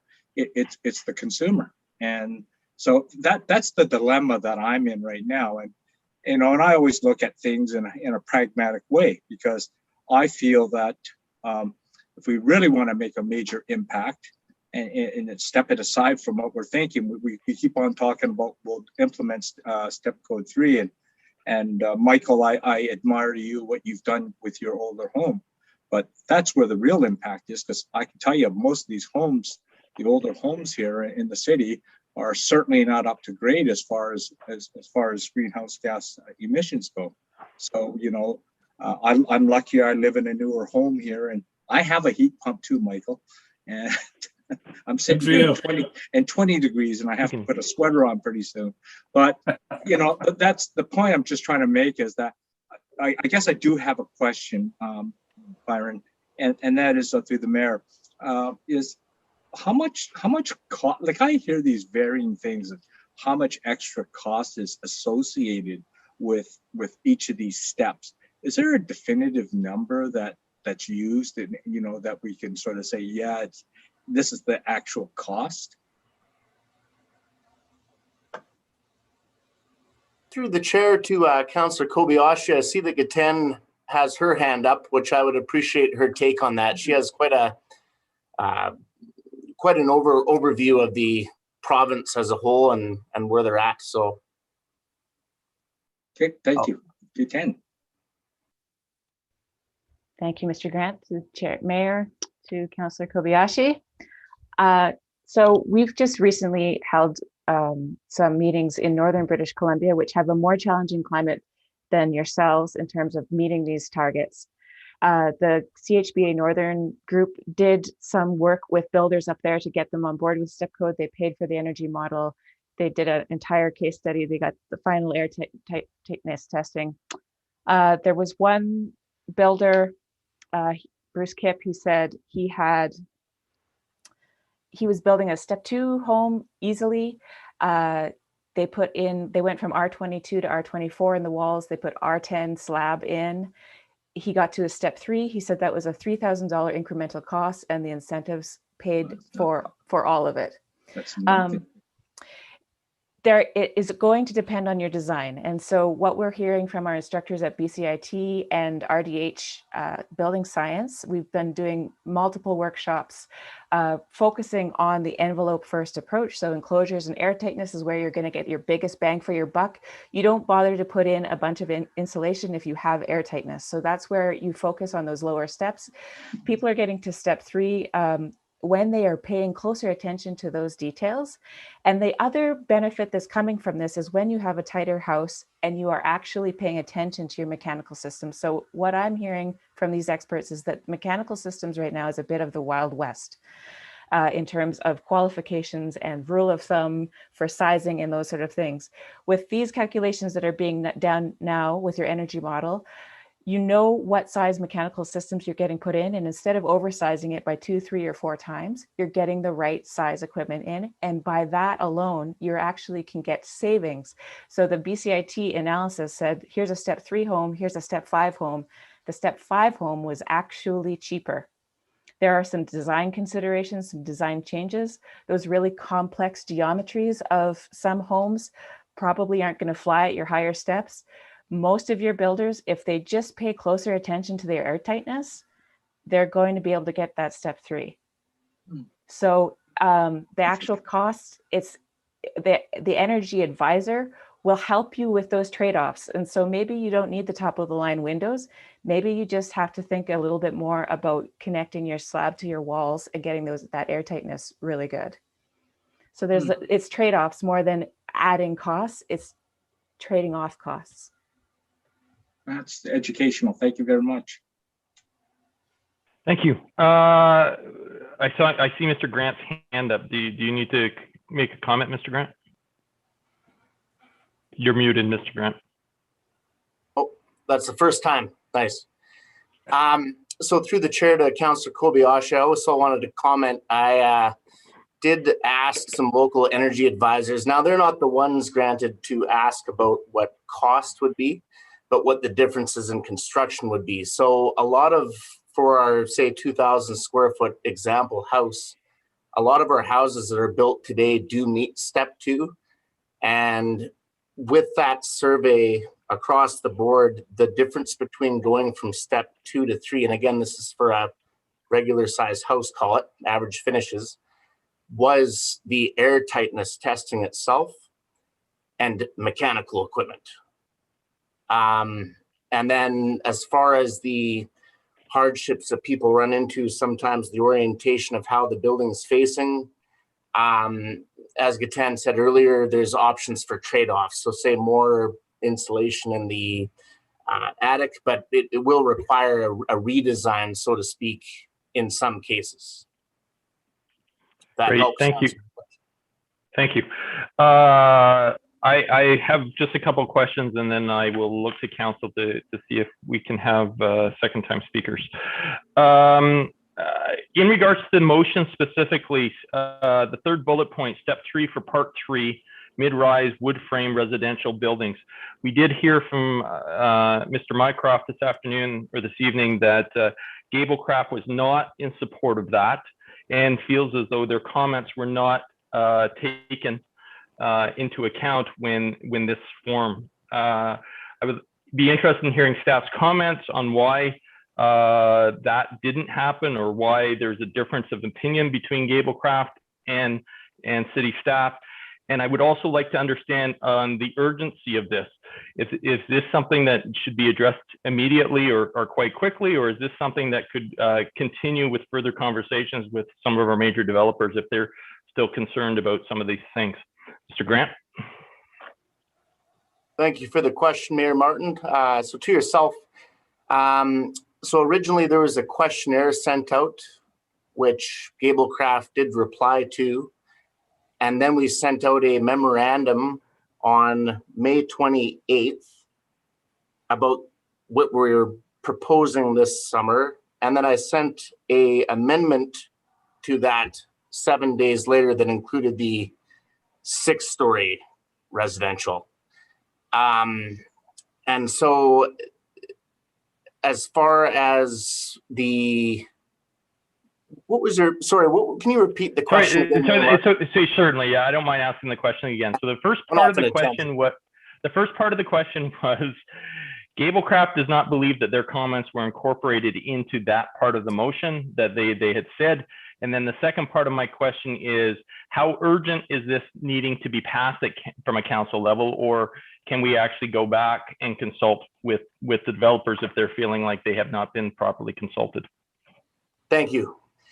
Yes, the recommendation definitely is not a reflection of one developer.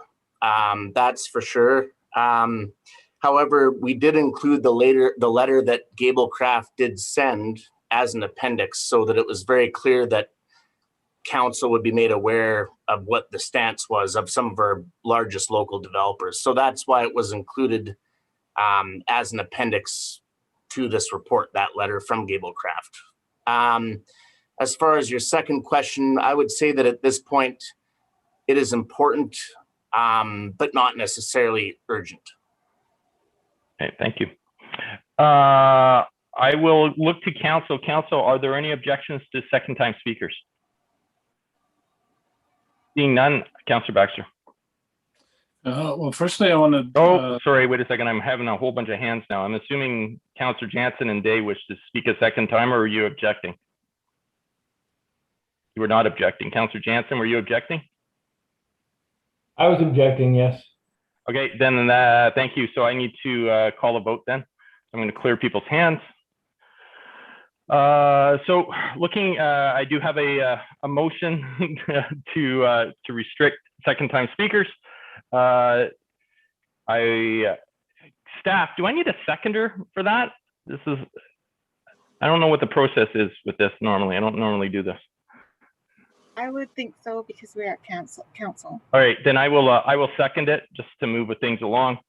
So those in opposition to restricting second-time speakers, that means you are voting you are opposing this motion if you wish to allow second time speakers.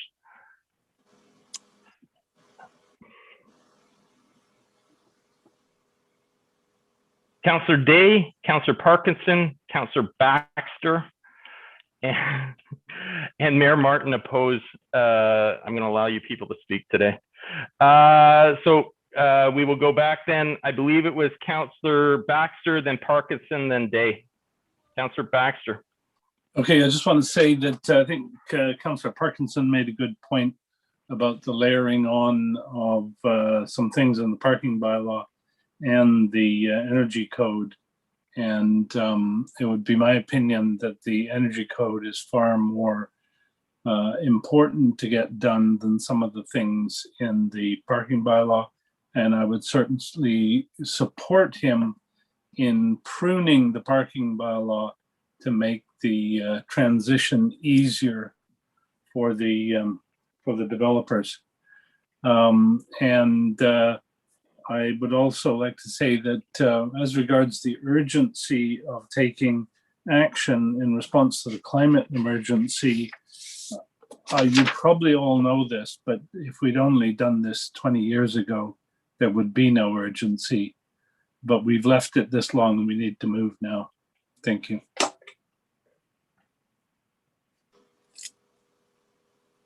Thank you. Councillor Parkinson. Thank you. Luckily, it'll be sometime down the road where I have to struggle with the conundrum Mr. Baxter's given me about more energy efficient buildings versus a place to park in my electric car. But I'll cross that bridge when I get there. I just wanted, actually going back to Councillor Kobayashi's question, who asked about the cost differential.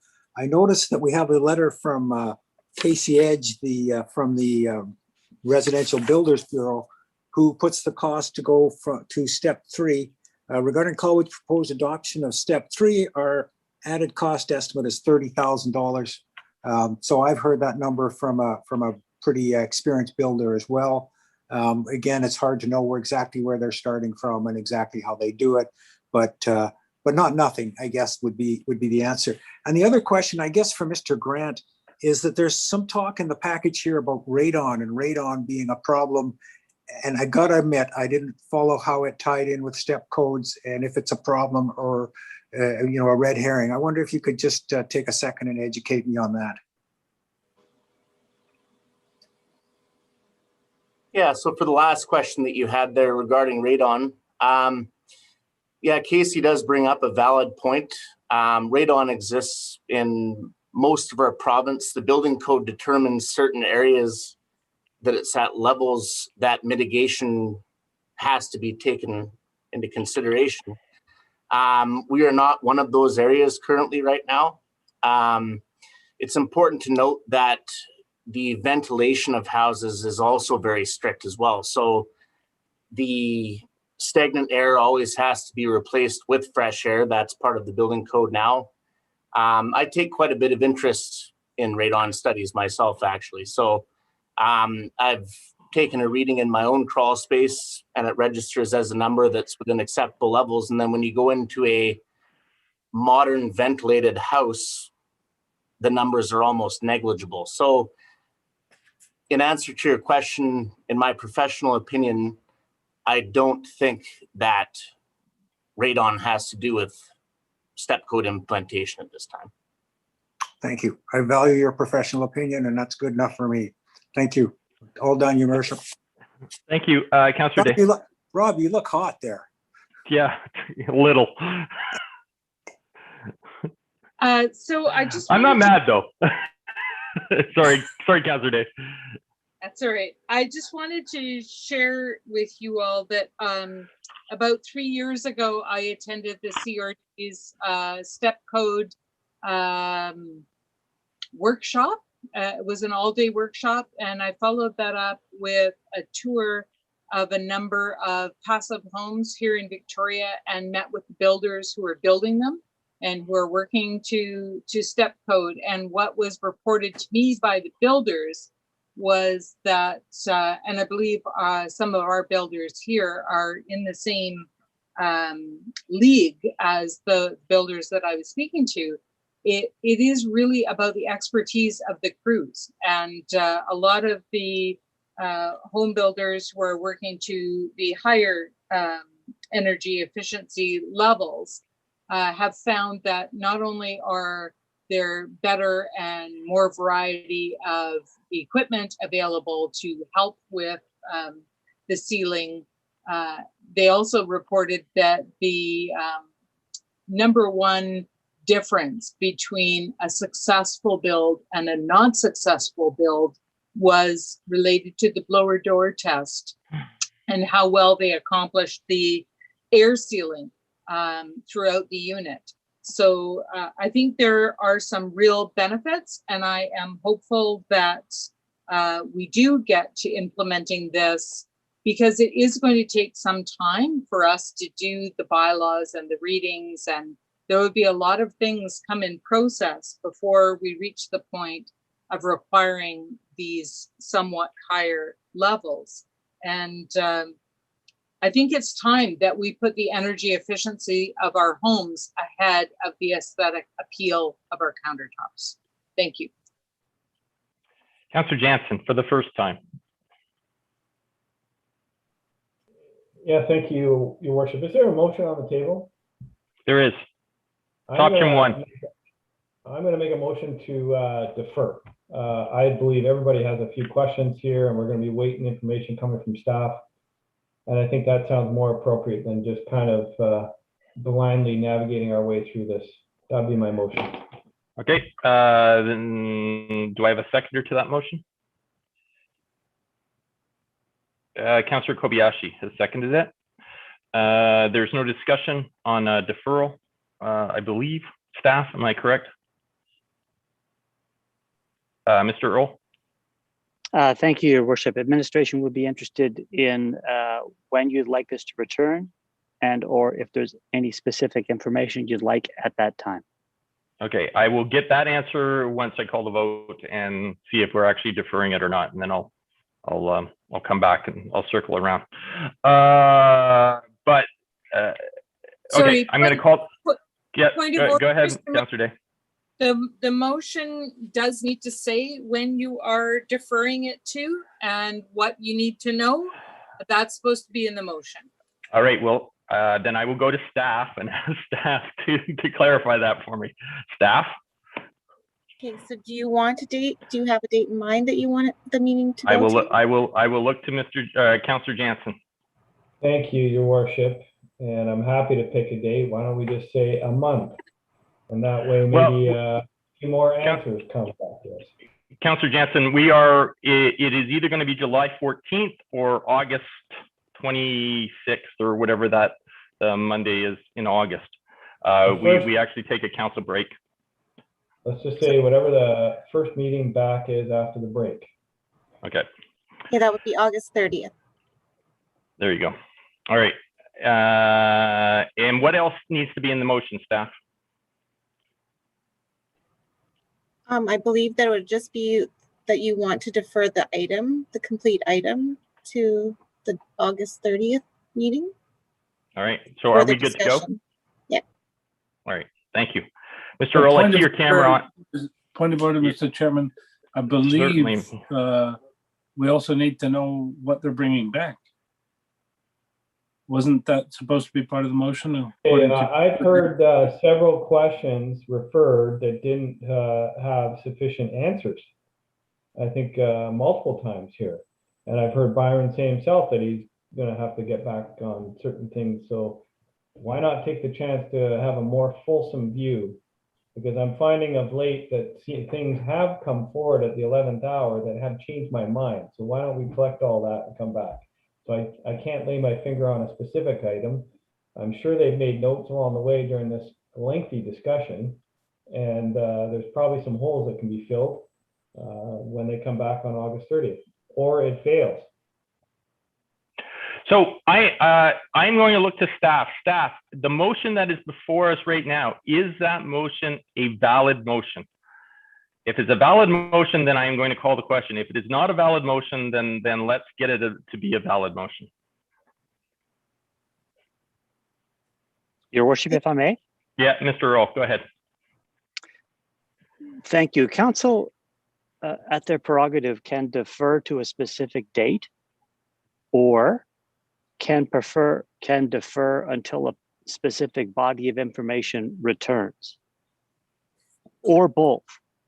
At this juncture, with respect to Councillor Jansen, I would suggest that administration is not 100% clear on what additional information or additional clarity would need to be gathered for the first meeting upon our return. That said, it is a valid motion for this to return for the first meeting when we return after summer break. I just want to get as much clarity from council about what your expectations might be at that meeting so we can deliver.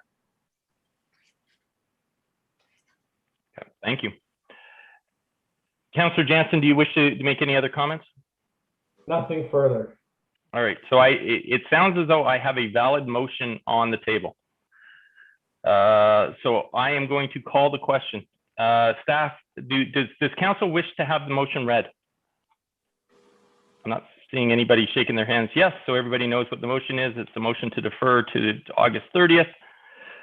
I will call the question. Those in opposition, please raise your hands.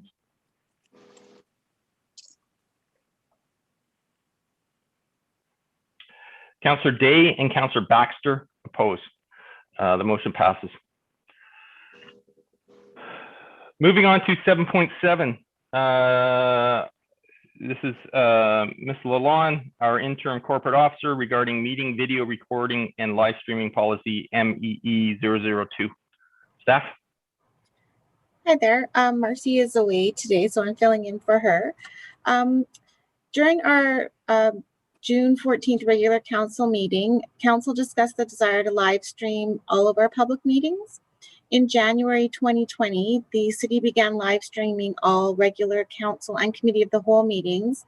And then in June 2020, during COVID, 3 new council committees were established and were also streamed live. Committees and commissions that did not consist of all of council were not live streamed. So to ensure citizen engagement during the pandemic, there has been options at all of our meetings to submit information in writing or to speak during an open meeting. So now we've just recently at our last Waterfront Coastal Processes Committee meeting, we streamed that one live, and we are going to continue doing that, as well as our Heritage Commission meetings and our Board of Variance meetings.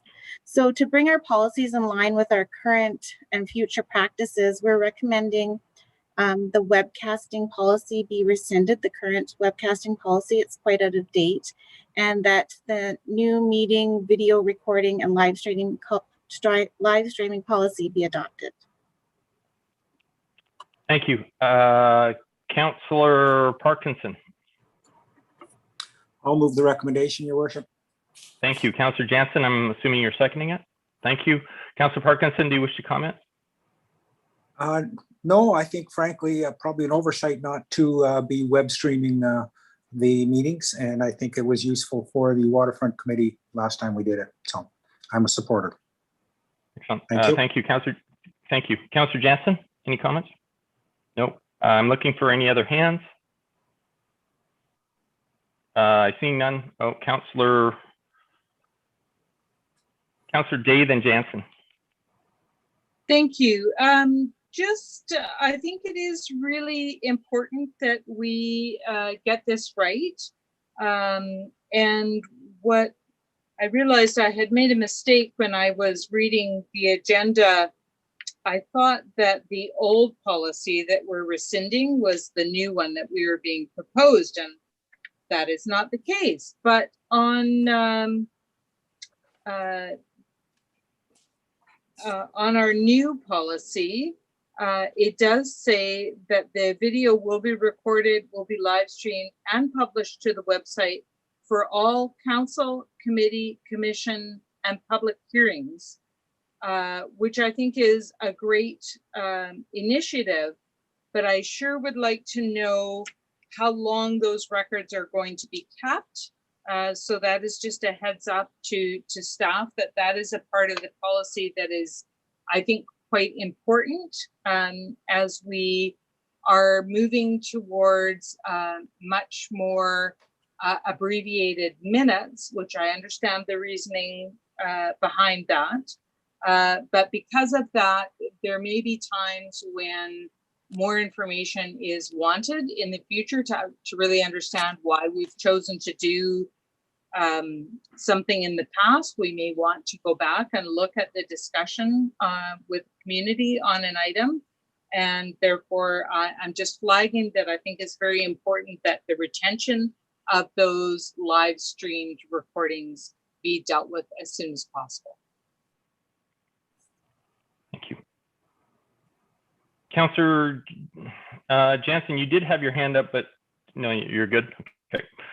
I will, I'm not seeing any other hands, so I will call the question. Those in opposition? Nobody opposes. Thank you. Moving on to bylaws. 8.1, Mr. Molnar, regarding 1836. Thank you very much, Mayor Martin, and through the chair and to the rest of council. There's no PowerPoint tonight, but a brief introduction from myself.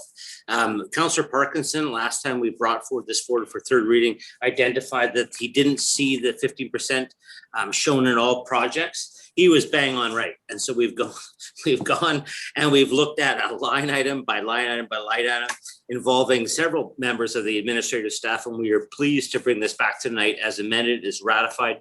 It is a little different than 50% because it translates out to just be a bit higher, but every line item has been looked at, and I'm pleased to answer any questions, as well as Mr. Earl is also available, as well as Ms. Hepting to help out as well. Thank you very much. Thank you. I'm not seeing any hands for questions, so may I get a mover and seconder for third reading, please? Well, actually, sorry, the recommendation is that the May 25th, 2021 third reading of bylaw number 1836, cited as development cost charge bylaw, roads bylaw number 1836, 2021 be repealed, and that bylaw number 1836, cited as development cost charge bylaw, roads bylaw number 1836, 2021 be amended with the updated Schedule A road DC fees and with an updated Schedule B road DC calculations, and that bylaw number 1836 cited as development cost charge bylaw, roads bylaws number 1836 2021 be give third reading as amended. Mr. And further, Mayor, sorry, point of order, and I'm just trying to save you because you're doing such a good job of reading it all out, but I think the appropriate way would be to receive the report and then do the bylaws that it talks about in the bylaw section. Well, I'm only doing the bylaw. I wasn't doing the report. I'm not planning on receiving the report. It's not in the recommendation. Yes, but we don't usually do bylaws in the middle of doing reports. I'm not, this is under bylaws.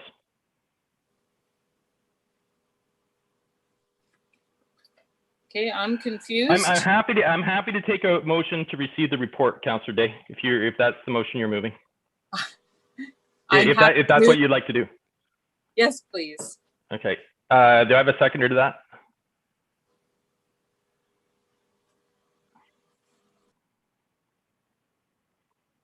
Councillor Parkinson has seconded it. Discussion? Seeing none, I'll call the question. Those in opposition? Councillor, wait a second, sorry. Councillor Baxter, were you hoping to discuss or were you opposing? I just wanted to say, I thought we'd been taught that motion to receive means nothing. Yeah, that's true. I'm just going to call the question. It's getting late, everybody. Well, it's not getting late. It's getting hot in here. All right. Those in opposition. Motion, Your Worship, I'll move the recommended motion. Thank you. Well, actually, thank you, Councillor Jansen. I will get to you in a moment. I haven't finished with the motion, the first motion. Thank you. Those in opposition, please raise your hand. Nobody opposes. Thank you. So now I have Councillor Jansen moving it, Councillor Baxter seconding it. No, no, you're not seconding it, Councillor Baxter? I was actually opposing the motion. Okay, well, I'll come back to you. Oh, opposing the motion to receive. Okay. Yes. Please note that Councillor Baxter has opposed receiving. I'm sorry, I'm getting punchy now. Okay, and Councillor Logan is looking thrilled. Councillor Jansen is moving the staff recommendation of bylaw number 8.1, which is bylaw number 1836. I have a seconder of Councillor Logan. Clearing hands, discussion. Seeing none, I'll call the question. Those in opposition. What was the motion again? Oh, stop it.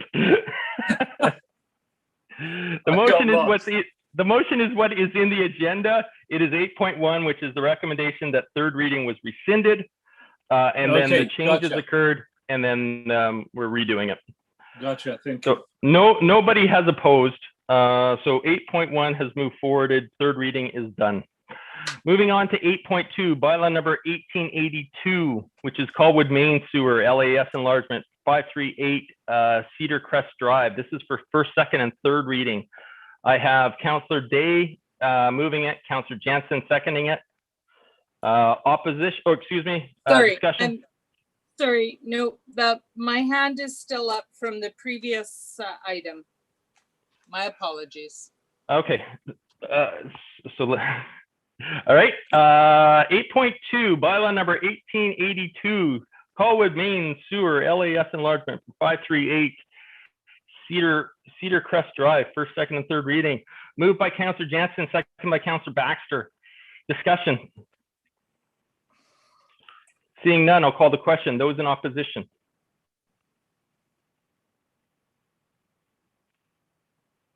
Nobody opposes.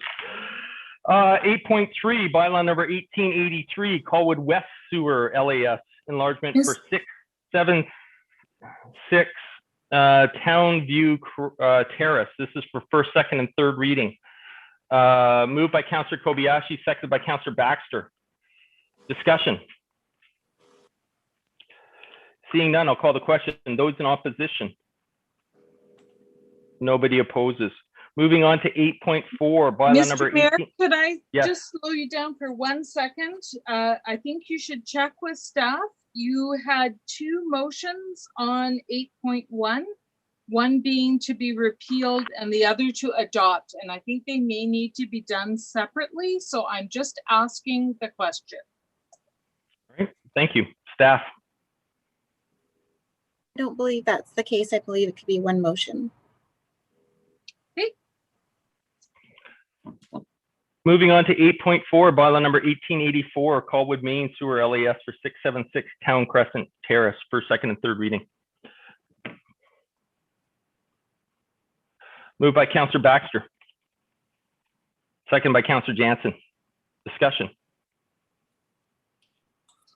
Seeing none, I'll call the question. Those in opposition. Nobody opposes. Moving on to 8.5, bylaw number 1885, Colwood Main Sewer LAS enlargement for 3119 Machosen Road, first, second, and third reading. Moved by Councillor Baxter, second by Councillor Kobayashi. Discussion. Seeing none, I'll call the question. Those in opposition. Nobody opposes. Moving on to 8.6, bylaw number 1886, Colwood Center Sewer LAS enlargement 3119 Machosen Road. This is for first, second, and third readings. Moved by Councillor Baxter, second by Councillor Logan. Discussion. Seeing none, I'll call the question. Those in opposition. Nobody opposes. 8.7, bylaw number 1891, Colwood Main Sewer LAS enlargement 3163 Wood Park Drive. This is for first, second, and third reading. Moved by Councillor Baxter, second by Councillor Jansen. Discussion. Seeing none. Those in opposition. Nobody opposes. Looking for a motion to adjourn. Moved by Councillor Logan. I don't know how he does it. Those in opposition. Nobody opposes. All right, go sit in. For those who don't have air conditioning, go have a cold shower. Lots of fluids there, where your worship. Lots of fluids. Yeah, that's right. If anybody Good night, wants everybody. to see what an heat pump is like, come and visit. Okay, thanks. Night all. Good night.